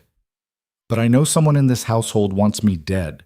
And I know your mistress has been systematically undermining my position while stealing from Kardrath. So yes, I'm investigating, and yes, I'm protecting myself, because clearly no one else will. Lucien sat down heavily. This is out of control. This has been out of control since you moved Nissa into our home. Thalira gathered her ledgers. The difference is, I'm not pretending anymore. What do you want from me? I want you to actually look at these accounts, verify what I've found, then decide whether you're going to protect your mistress or protect Kardrath. She moved toward the door. Because you can't do both anymore. She left him sitting there, surrounded by evidence of his own negligence. The next morning, Thalira did something she'd never done before. She called a meeting of the senior household staff without Lucian's permission. The steward, the master of guards, the head cook, the senior servants, people who actually ran Kardrath while nobles argued about protocol. They assembled in a small meeting room, looking nervous about the irregular summons. "Thank you for coming," Thalira said, standing rather than sitting. "I know this is unusual, but I need your help with something critical." The steward, an older man named Petrus, who'd served Thalira's mother, spoke first. "Your Grace, if the Duke hasn't authorized..." "The Duke is occupied with other matters. I'm handling household security." Thalira pulled out her notes. "Someone entered my private chambers 2 nights ago and left a threatening package. I need to know who had access." The master of guards straightened. "Your Grace, we have regular patrols, which means someone either bypassed them or had legitimate access." Thalira looked at each person in turn. "I'm not accusing anyone here. I'm asking for help identifying who could have done this." They exchanged glances. Finally, the head servant, a woman named Iris, who managed the cleaning staff, spoke carefully. "Lady Nysa requested additional keys to the family wing 6 months ago, said she needed access for coordinating social events. And you gave them to her?" "The Duke approved the request." Iris looked uncomfortable. "I assumed it was proper." Thalira felt cold certainty settle in her chest. "Who else has keys?" "Just you, the Duke, myself, and Lady Nysa." Iris twisted her hands. "Your Grace, if something's happened, nothing that can't be addressed." Thalira made notes. "From now on, all keys to the family wing are to be tracked and accounted for daily. No exceptions." Petrus cleared his throat. "Your Grace, with respect, these kinds of security changes usually go through the Duke. The Duke will be informed after they're implemented." Thalira met his eyes. "Unless you'd prefer to explain to him why someone was able to leave poison in the Duchess's bedroom on your watch?" That silenced objections. She spent the next hour reviewing security protocols, asking detailed questions about staff movements, identifying gaps in the monitoring systems. The household staff were nervous but cooperative. Most of them had known her for years, had watched her trying to keep Kardrath functional while Lucy Yen drifted. When the meeting ended, Petrus lingered. "Your Grace, may I speak candidly?" "Please. Your mother used to do this. Take direct control when your father was..." He paused, choosing words carefully. "Distracted. She said a duchess's job was to handle what the Duke wouldn't. My mother also died trying to maintain traditions that no longer fit reality." "Yes, but she kept Kardrath running until the very end." Petrus looked at her steadily. "You're more like her than you probably want to admit." After he left, Thalira sat in the empty meeting room thinking about her mother. The woman who'd worn elaborate gowns and maintained perfect protocols while everything crumbled. Who'd died from stress and drought and refusing to adapt. Thalira had spent 3 days wearing a travel cloak and dismantling traditions, had seized control of negotiations, redirected resources, and openly confronted the court. Everything her mother wouldn't have done, and it was working. The afternoon brought unexpected support. Vera hadn't left with the other envoys. She'd stayed an extra day to finalize some technical details with her Blackstone mining engineers. Thalira found her in the courtyard, reviewing ore samples. "Duchess?" Vera straightened. "Didn't expect to see you handling routine minerals assessment." "I'm not. I wanted to ask you something." Thalira glanced around, making sure they were relatively alone. "When you first arrived, you said you weren't expecting practical leadership. What did you mean?" Vera set down the ore sample. "We'd heard things. About Kardrath's Duke being more interested in court politics than governance. About internal dysfunction." She shrugged. "We came expecting to negotiate with someone concerned about appearances over substance. And instead, Instead, we got you. Someone who'd actually been to the borderlands, who understood what survival requires. Vera smiled slightly. It was refreshing. Also terrifying, watching you fight your own court while trying to secure an alliance. You could see that? Everyone could see it. The Duke trying to maintain authority while you did actual work. The Mistress attempting sabotage. The nobles choosing sides. Vera picked up the ore sample again. Back home, we'd have forced a resolution weeks ago. But you're stuck with these ridiculous protocols. Not stuck, just... Thalira paused. Working within them until I can't anymore. Sounds like you're close to that point. Very close. Vera studied her for a moment. For what it's worth, Blackstone Hold would support you if you needed external backing. The alliance is valuable enough to protect. Even if protecting it means supporting a Duchess against her own Duke? Even then, Vera's expression was serious. Good leadership is rare. We're not going to let incompetent nobility destroy it just to maintain traditions. The support was unexpected and dangerous. Foreign powers pledging loyalty to her over Lucian. It could be seen as treason. Or it could be seen as pragmatic politics. Thalira was betting on pragmatic. That evening, she finally confronted Nissa directly.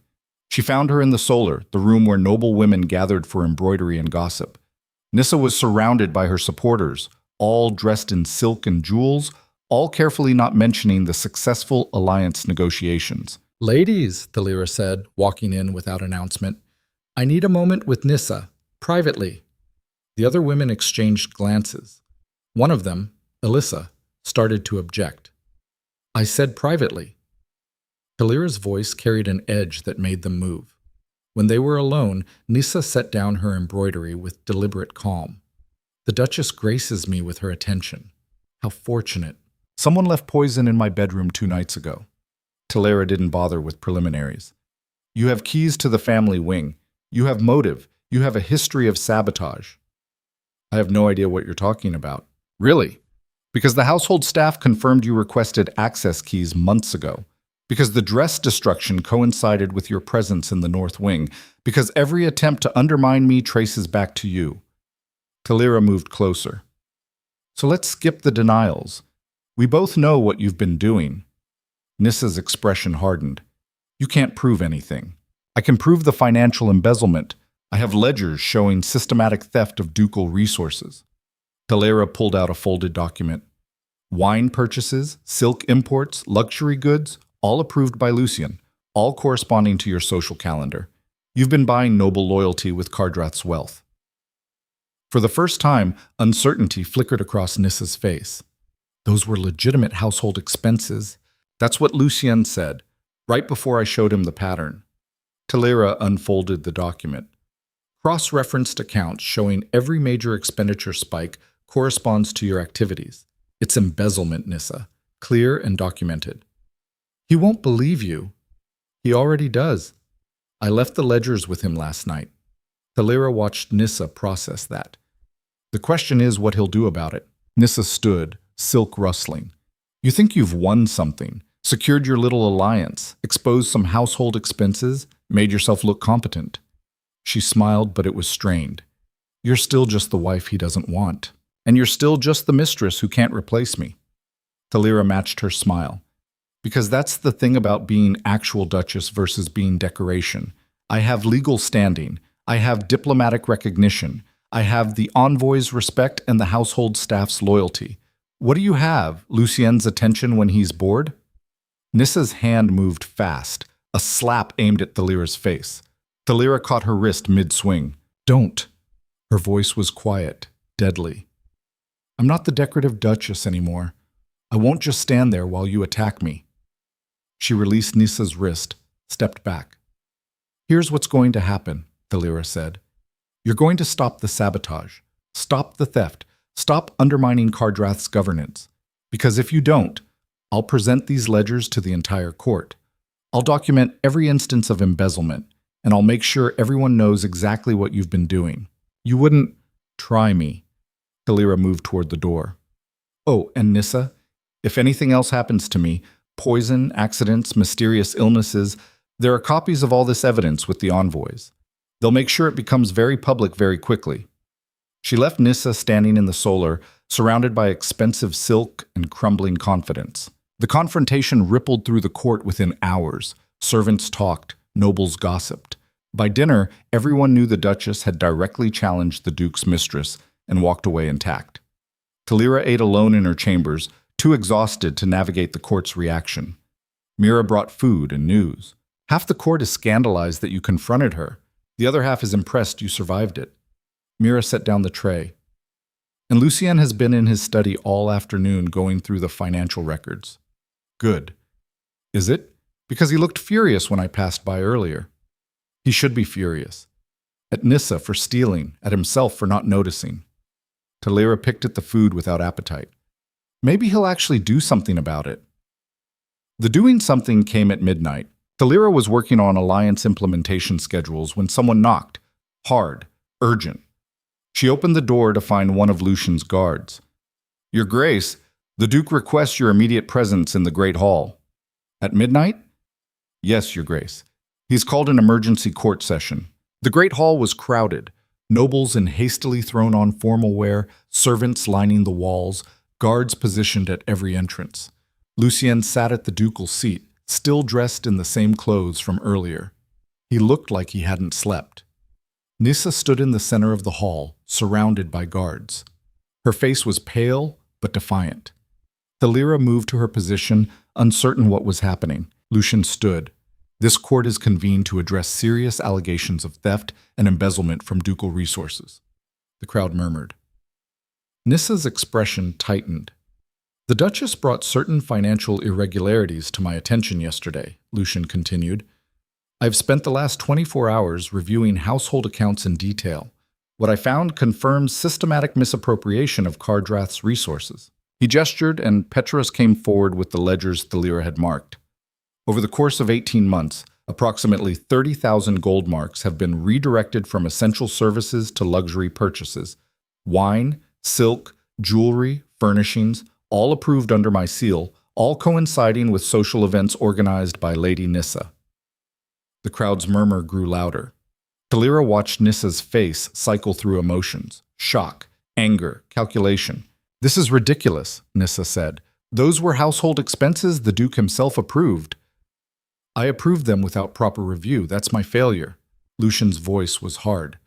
But the pattern of expenditure, the timing, the specific items, they all point to systematic theft disguised as household management.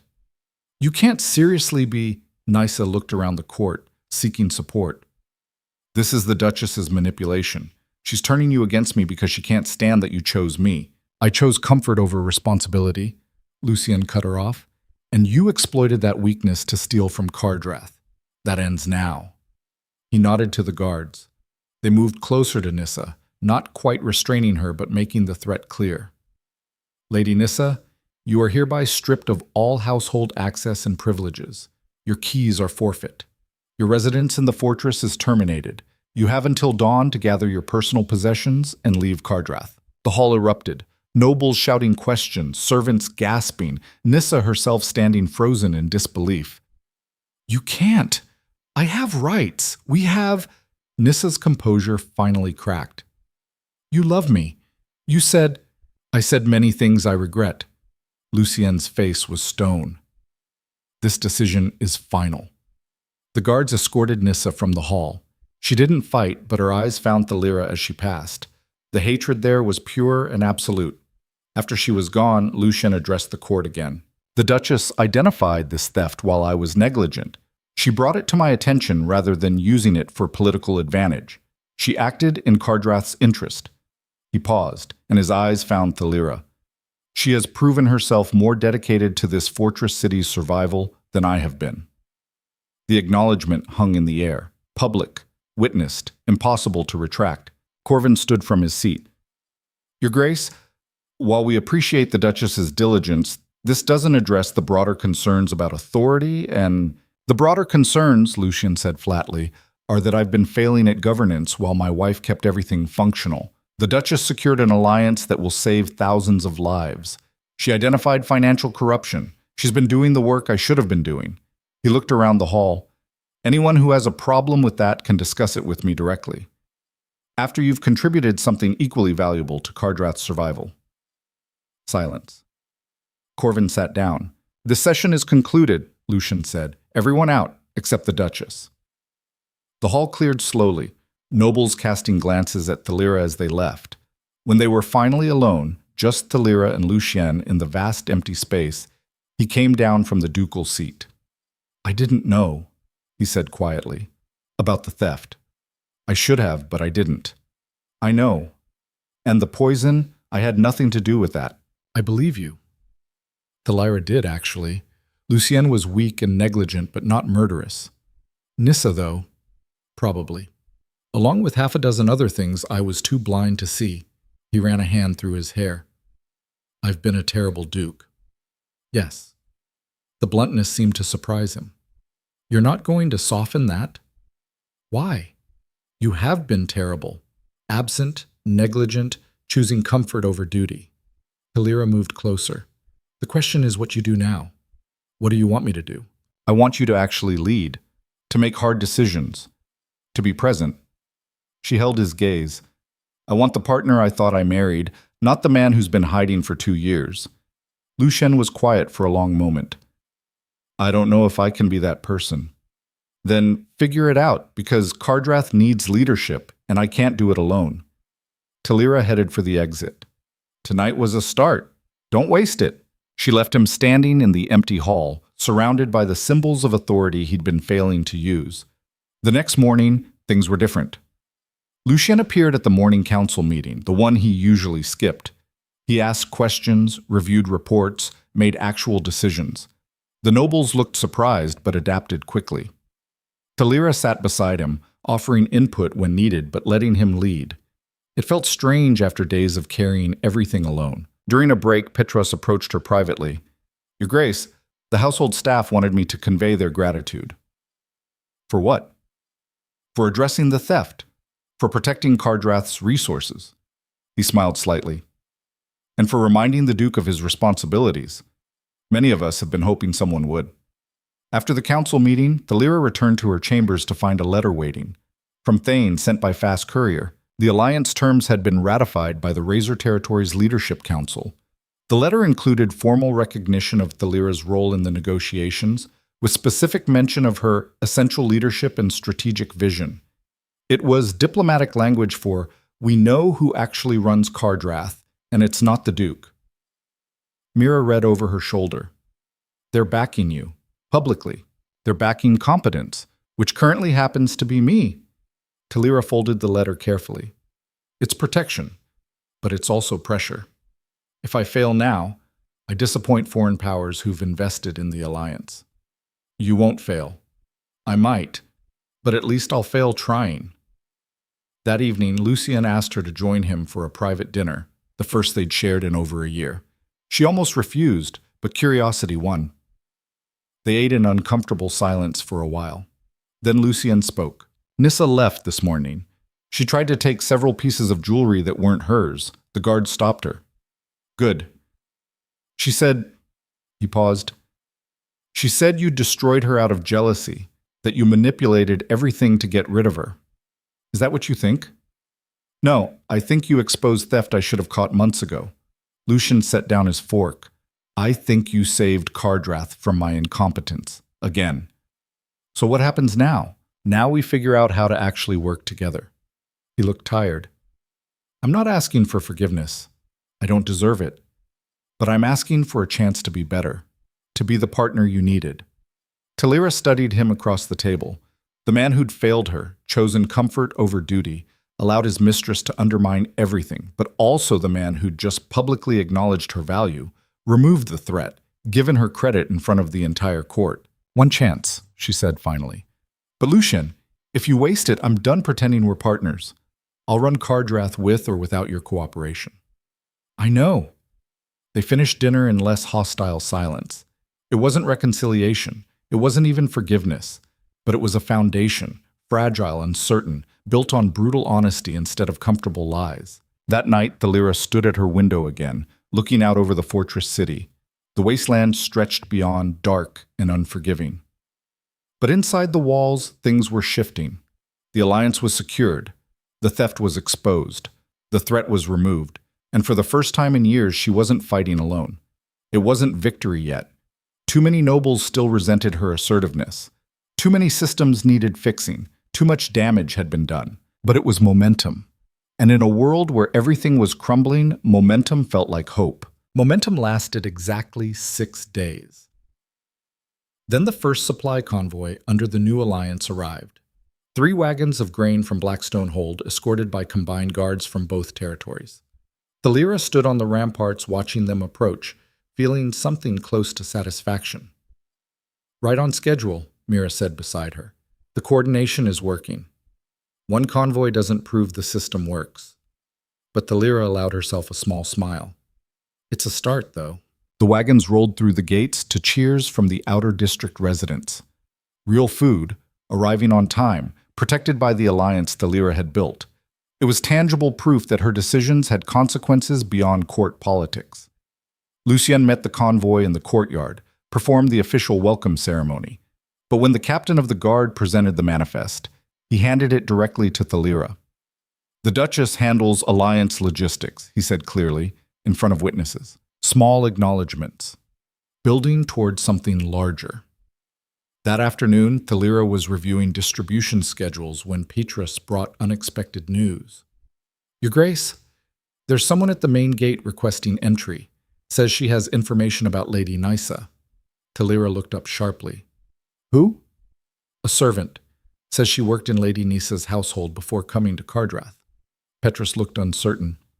"She seems frightened. Bring her to my study, privately." The woman who arrived was young, maybe 20, with the worn hands of someone who'd spent years in manual labor. She kept her eyes down, nervous. "Your Grace, thank you for seeing me." "What's your name?" "Elara. Your Grace, I worked for Lady Nysa in her previous household, before she came here." Thalira gestured to a chair. "Sit. Tell me why you're here." Elara perched on the edge of the seat, hands twisting in her lap. "I heard Lady Nysa was expelled from Cardrath. I hoped you'd want to know the truth about her." "What truth?" "She's done this before. 3 times that I know of." Elara's voice was barely above a whisper. "She finds powerful men, becomes their mistress, manipulates them until she has access to resources. Then she steals systematically until she's caught or finds a better target." Thalira felt cold certainty settle in her chest. 3 times? Lord Harmond in the eastern provinces, Master Corwell in the merchant district, Baron Theric near the coast. Elara finally met Thalira's eyes. Always the same pattern: charm, manipulation, theft. She left each household wealthier than she arrived. Why didn't anyone stop her? The men were embarrassed. Easier to let her leave quietly than admit they'd been fooled. Elara pulled out a small bundle of letters. "But I kept records. From the other households. Evidence of what she took, how she operated." Thalira took the letters, scanned them quickly. Detailed accounts of Nysa's methods. The same tactics she'd used in Cardrath, documented across multiple victims. "Why bring this to me now?" "Because I heard you actually expelled her. Actually held her accountable." Elara's voice strengthened. "The others just let her move on to the next target. You stopped her." After Elara left with a promise of safe passage and compensation, Thalira sat with the letters, thinking. Nysa wasn't just a mistress who'd gotten greedy. She was a professional con artist who'd been operating for years, which meant she wasn't done. The attack came 2 weeks later. Thalira was inspecting the new warehouse where Alliance goods were being stored, checking security, verifying inventory counts. Standard oversight that she'd been doing regularly since taking control of logistics. She was alone in the back section, reviewing manifests, when she heard the door lock click. "Your Grace?" Mira's voice came from outside, muffled. The doors stuck. Smoke started seeping under the door. Not regular smoke, something chemical, acrid, burning Thalira's throat immediately. Fire. Someone had set fire to the warehouse with her inside. Thalira dropped the manifests, pulled her cloak over her nose and mouth. The smoke was thickening fast, making her eyes water. She moved toward the locked door, tried the handle. Solid, barred from outside. "Fire!" she shouted, pounding on the door. The warehouse is burning. She could hear shouting now, people running, but the smoke was getting worse, filling the enclosed space. The back section had no windows, no other exits. Someone had planned this carefully. Thalira looked around frantically. Crates of grain, barrels of oil, stacks of preserved goods, all highly flammable. When the fire reached the main storage area, the whole building would explode. She grabbed a crowbar from the tool rack, started prying at the door hinges. The metal was old, rusty. If she could break the hinges before the smoke overwhelmed her. The door burst open from outside. Lucian stood there with 2 guards, their faces covered against the smoke. "Move!" he shouted, grabbing her arm. They ran through the warehouse as flames spread across the walls. Thalira stumbled, coughing, vision blurring. Lucienne half carried her the last few yards, pushing through the main entrance just as the oil barrels caught. The explosion threw them forward. Thalira hit the ground hard, ears ringing, lungs burning. Someone was shouting. Hands pulled her away from the burning building. She came to herself lying on the ground 50 yards from the warehouse, watching it burn. The Alliance supplies, weeks of careful coordination, critical resources for winter, going up in flames. "Who locked the door?" Her voice came out raspy. Lucian knelt beside her, his face soot-stained. "We're looking. Mira said she saw someone running from the building right before she realized you were trapped. Description? Female, hooded. Could have been anyone." Thalira struggled to sit up. "It was Nissa, or someone she hired." "We don't know." "It was her." Thalira accepted water from one of the guards, drank carefully. "Professional arson. Time to when I'd be alone. This is revenge." The fire burned through the afternoon. They managed to save some of the goods, but most were destroyed. Thalira sat in the courtyard, watching smoke rise, calculating the damage. Not just material loss. This was a direct attack on the Alliance's credibility. On her credibility. Thane would arrive tomorrow for the first quarterly coordination meeting. She'd see the burned warehouse, the lost supplies, the security failure. She'd wonder if Thalira could actually deliver on her promises. "We'll rebuild," Lucian said, standing beside her. "Order replacement supplies." "With what money?" "We already redirected the ducal reserves for the initial Alliance contributions." Thalira stood, ignoring her shaking legs. "And it's not about money. It's about proving we can protect Alliance resources, that we're competent partners." "So what do we do?" Thalira looked at him, really looked at him. He was asking her opinion, deferring to her judgment, actually treating her like a partner. "We find Nissa," she said. "We prove she did this. And we make sure everyone knows attempted murder and arson won't be tolerated in Kardrath."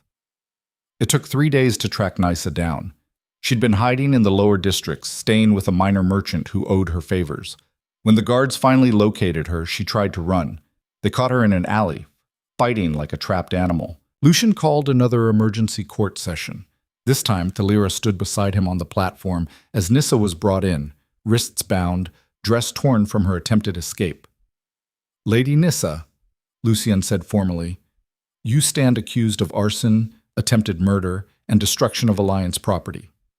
"I didn't," Nissa started. "We have witnesses who saw you near the warehouse before the fire." Lucian gestured to the guards. "We have evidence of accelerant purchase matching what was used.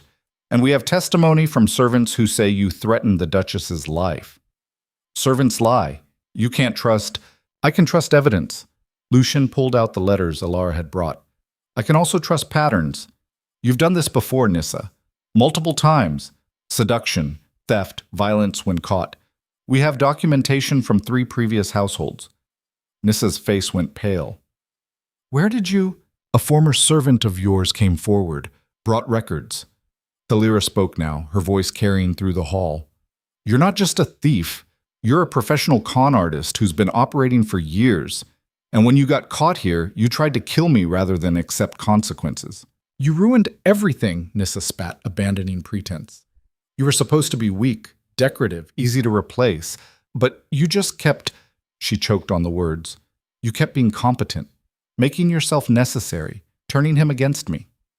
"I didn't turn anyone against you. You did that yourself when you started stealing and committing arson. You think you've won." Nissa's smile was twisted. "You think expelling me, exposing me, proving your competence changes anything? You're still just the wife he settled for, still the Duchess," Thalira cut her off. "Still the one who secured the Alliance. Still the one running Cardrath while you were playing games. Still standing here while you're in chains. The hall was silent. Even the nobles who'd supported Nissa seemed shocked by the evidence. Lucien spoke again. Lady Nyssa, the court finds you guilty of arson and attempted murder. The sentence is permanent exile from Cardrath and all allied territories, with a price on your head should you return. All assets you acquired while here are forfeit to repay damages. You can't alter Rosina. I can. I am.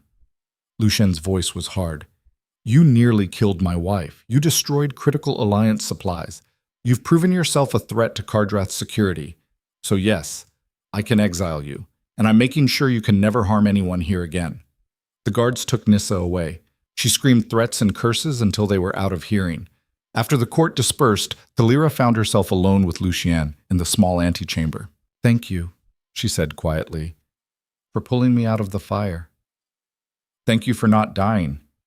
He sat down heavily. When Mira came running, saying you were trapped, I've never moved that fast in my life. Why did you come yourself? You could have sent guards. Because I'm tired of sending other people to handle things I should handle myself. Lucien looked at her.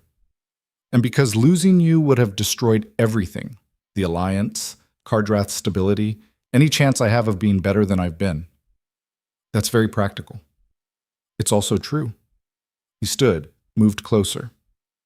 I know I don't deserve forgiveness. I know I failed you in every way that mattered. But I'm asking anyway, is there any chance we could try again? Actually be partners this time? Thalira studied his face, saw exhaustion and genuine remorse and something that might have been hope. I don't know, she said honestly. Too much has happened, too much damage. I understand. But, she held up a hand, we can try. Actually try, not just go through motions. But Lucien, if you slip back into negligence, if you choose comfort over duty again, I'm done. I'll run Cardrath alone if I have to. You won't have to. He offered his hand. Partners. For real this time. She took it. The handshake felt formal, fragile, nothing like the passion young couples were supposed to have. But it was honest. And honest was better than comfortable lies.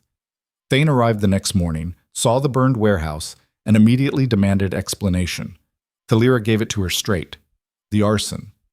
Nissa's capture, the evidence of professional criminality. She didn't minimize the damage or make excuses. So you were targeted specifically, Thane said, walking through the ruins. Yes.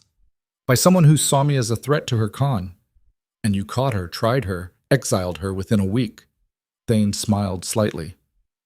That's actually impressive response time. It's adequate response time. The damage is still significant.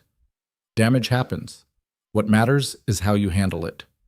Thane turned to face her. The Razor territories have discussed your leadership extensively.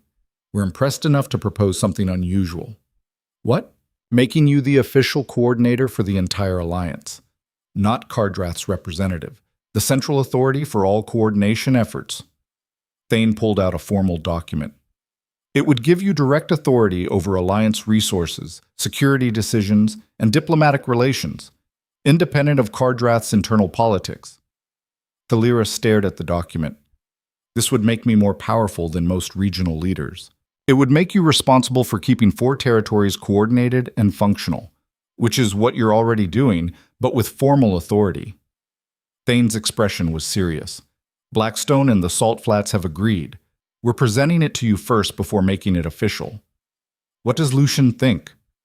We haven't asked him. This is about your capability, not his permission. Thane paused. Though we assume you'll discuss it with him before accepting. Thalira took the document, mind racing through implications. This was real power, not just influence within Cardrath, but authority across the entire alliance structure. It would protect her from internal politics, give her resources and legitimacy independent of her marriage. It would also make her a target for anyone who resented foreign powers, elevating a woman over traditional male leadership. I need to think about this, she said. Take a day. We need an answer before the coordination meeting tomorrow. That evening, Thalira brought the proposal to Lucien. He read it carefully, expression unreadable, then set it down. They want to make you the most powerful person in the region.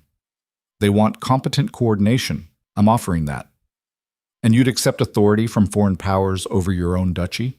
I'd accept authority to do the work I'm already doing with proper resources and protection. Talira sat across from him. This is about survival, not pride.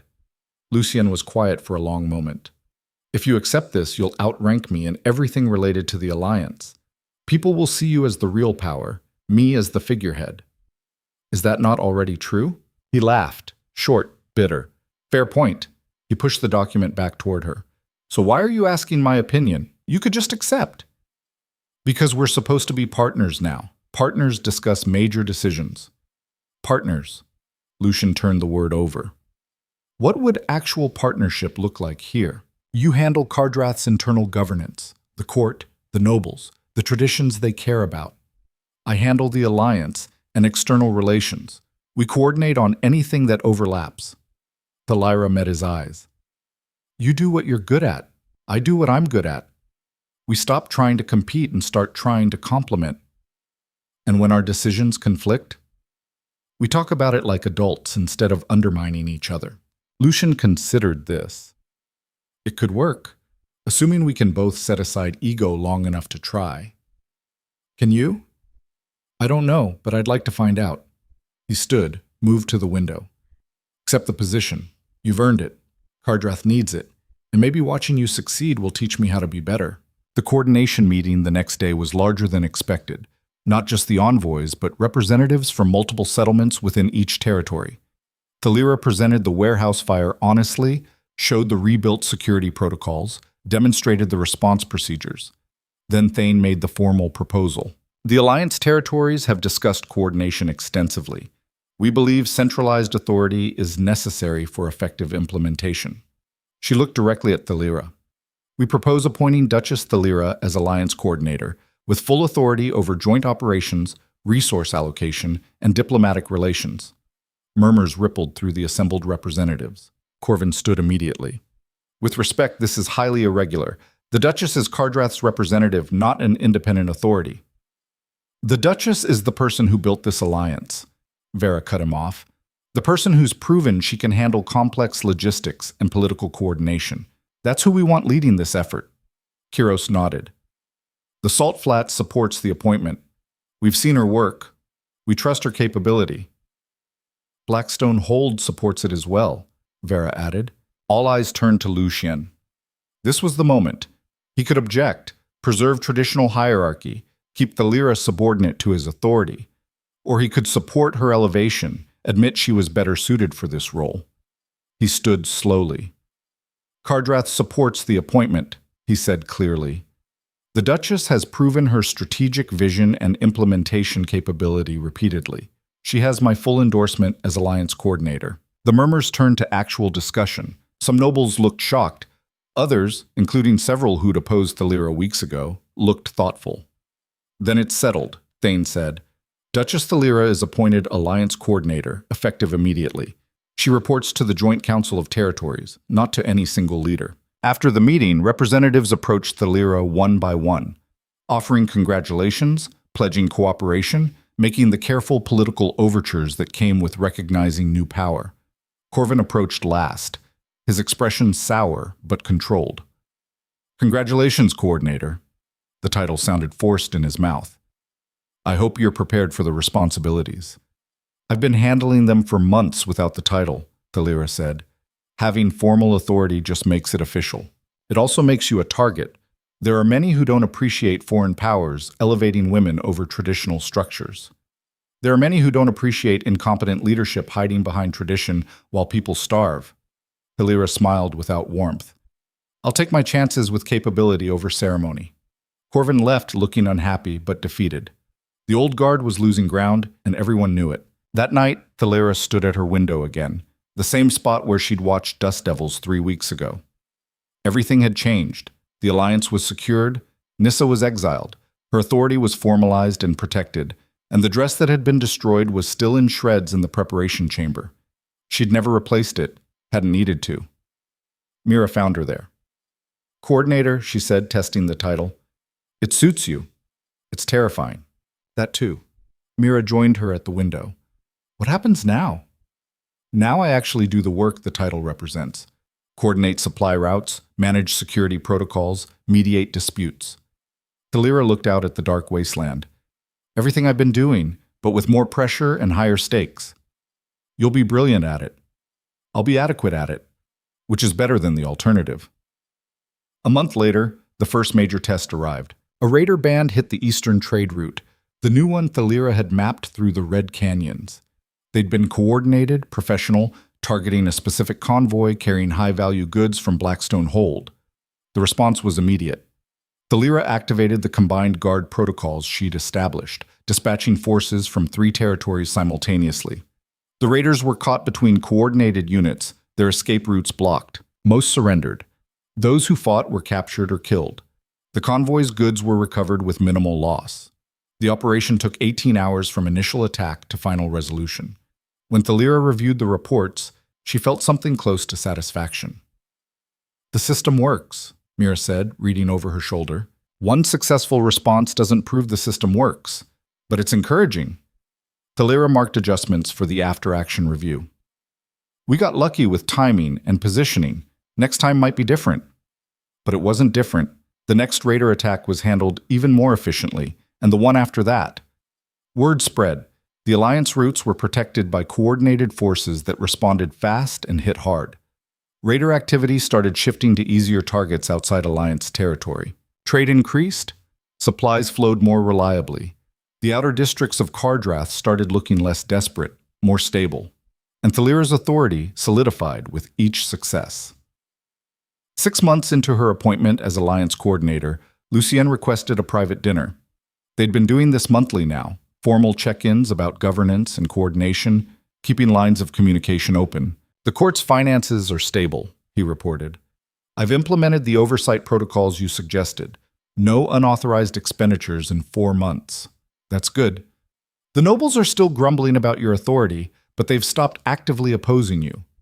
Lucienne sipped wine. "Corvin especially seems resigned to the new order." "Resigned isn't acceptance, but I'll take it." They discussed logistics for a while, upcoming harvest distributions, winter preparation, border security adjustments. The conversation was professional, productive, nothing like a real marriage, but functional partnership. "I wanted to tell you something," Lucian said as the meal ended. "I've been seeing someone, casually, a merchant's widow who manages textile imports." Thalira set down her glass carefully. "Are you asking permission?" "I'm informing you. Being honest, like we agreed." He met her eyes. "She's not Nisa, not a con artist or social climber, just someone I enjoy spending time with." "Does she make you happy?" "She makes me less lonely." Thalira considered this. A year ago, this conversation would have destroyed her. Now it felt almost natural. 2 people who'd built a working partnership, but not a romantic one, acknowledging reality. "Just don't give her access to household finances without oversight," she said finally. Lucienne laughed, genuine, relieved. "Noted." "And Lucienne," Thalira paused, "thank you for telling me, for being honest. It's the least I can do, after everything." They finished dinner in comfortable silence. When Thalira returned to her chambers, she felt something like peace. Not happiness exactly, but acceptance. The marriage would never be what she'd hoped for when she was 20 and idealistic, but it could be something functional, honest, and mutually supportive. That was enough. The breakthrough moment came during the year-end Alliance Council meeting. Representatives from all territories gathered to review the first full year of coordinated operations. Thalira presented detailed reports, trade volumes, security responses, resource distributions, dispute resolutions. Every metric showed improvement. Thane stood when the presentation ended.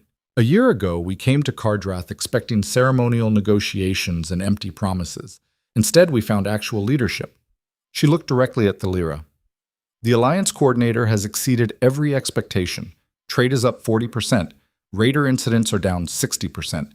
Dispute resolution time has been cut in half." Vera stood next. "Blackstone Hold has seen more prosperity this year than in the previous 5 combined.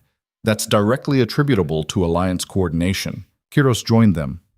"The Salt Flats concurs. This alliance works because the coordinator makes it work." One of the newer representatives, a woman from a settlement that had joined the alliance mid-year, raised her hand. I have a question for the coordinator. Go ahead, Thalira said.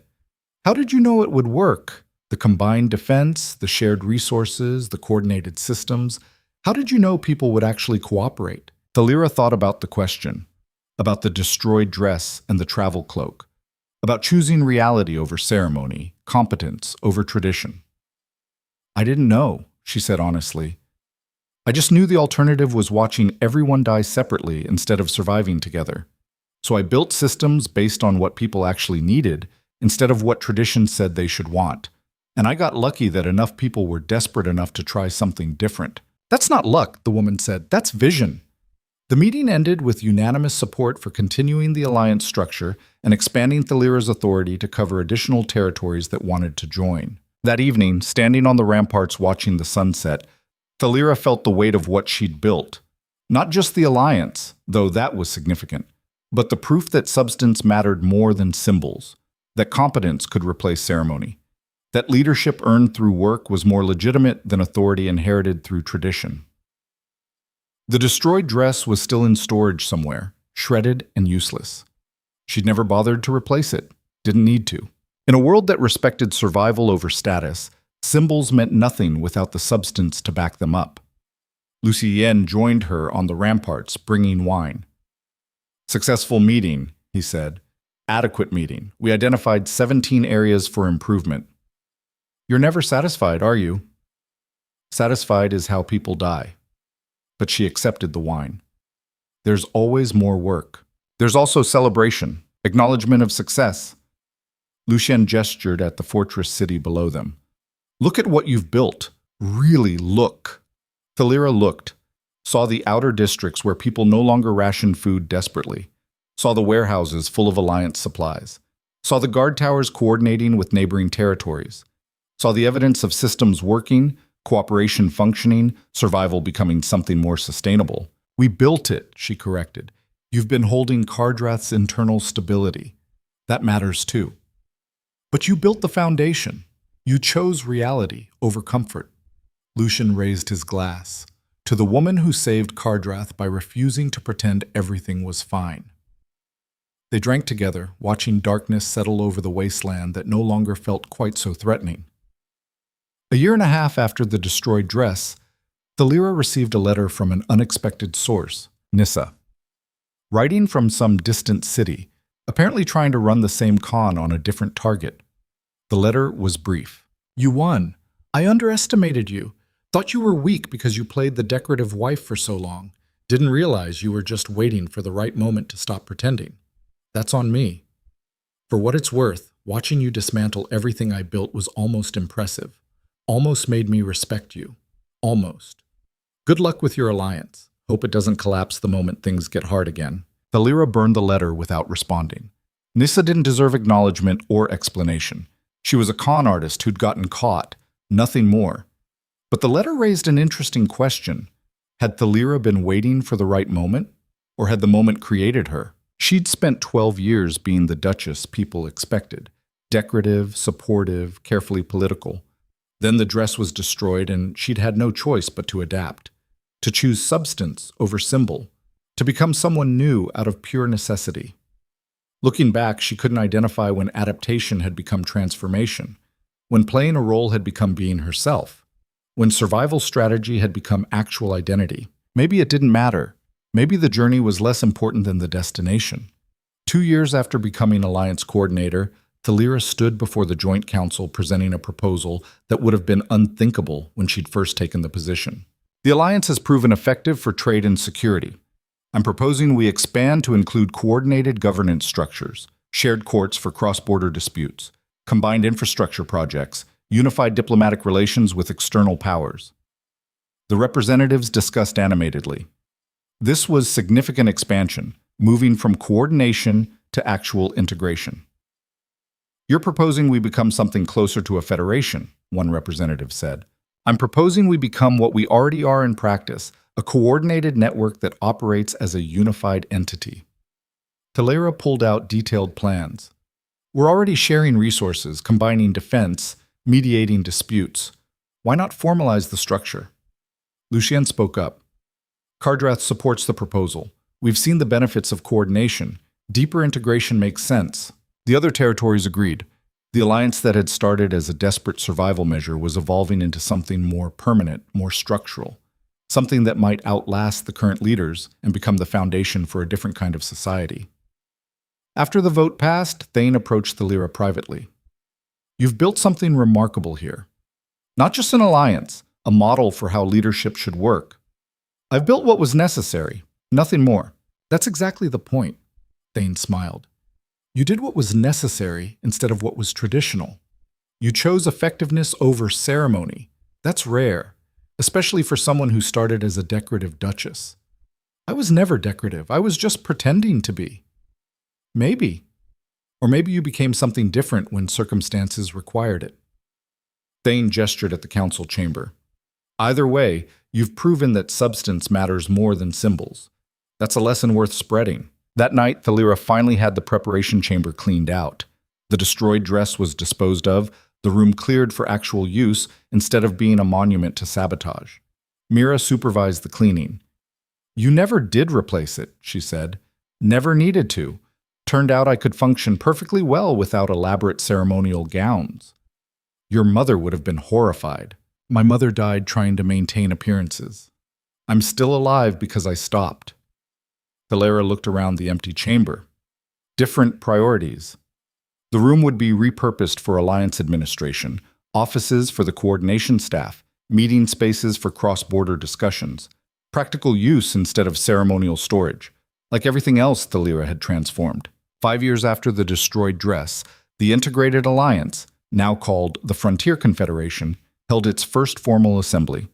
23 settlements, 4 major territories, all coordinating under shared governance structures. Thalera stood before the assembly as Confederation coordinator, presenting the year's achievements and next year's goals.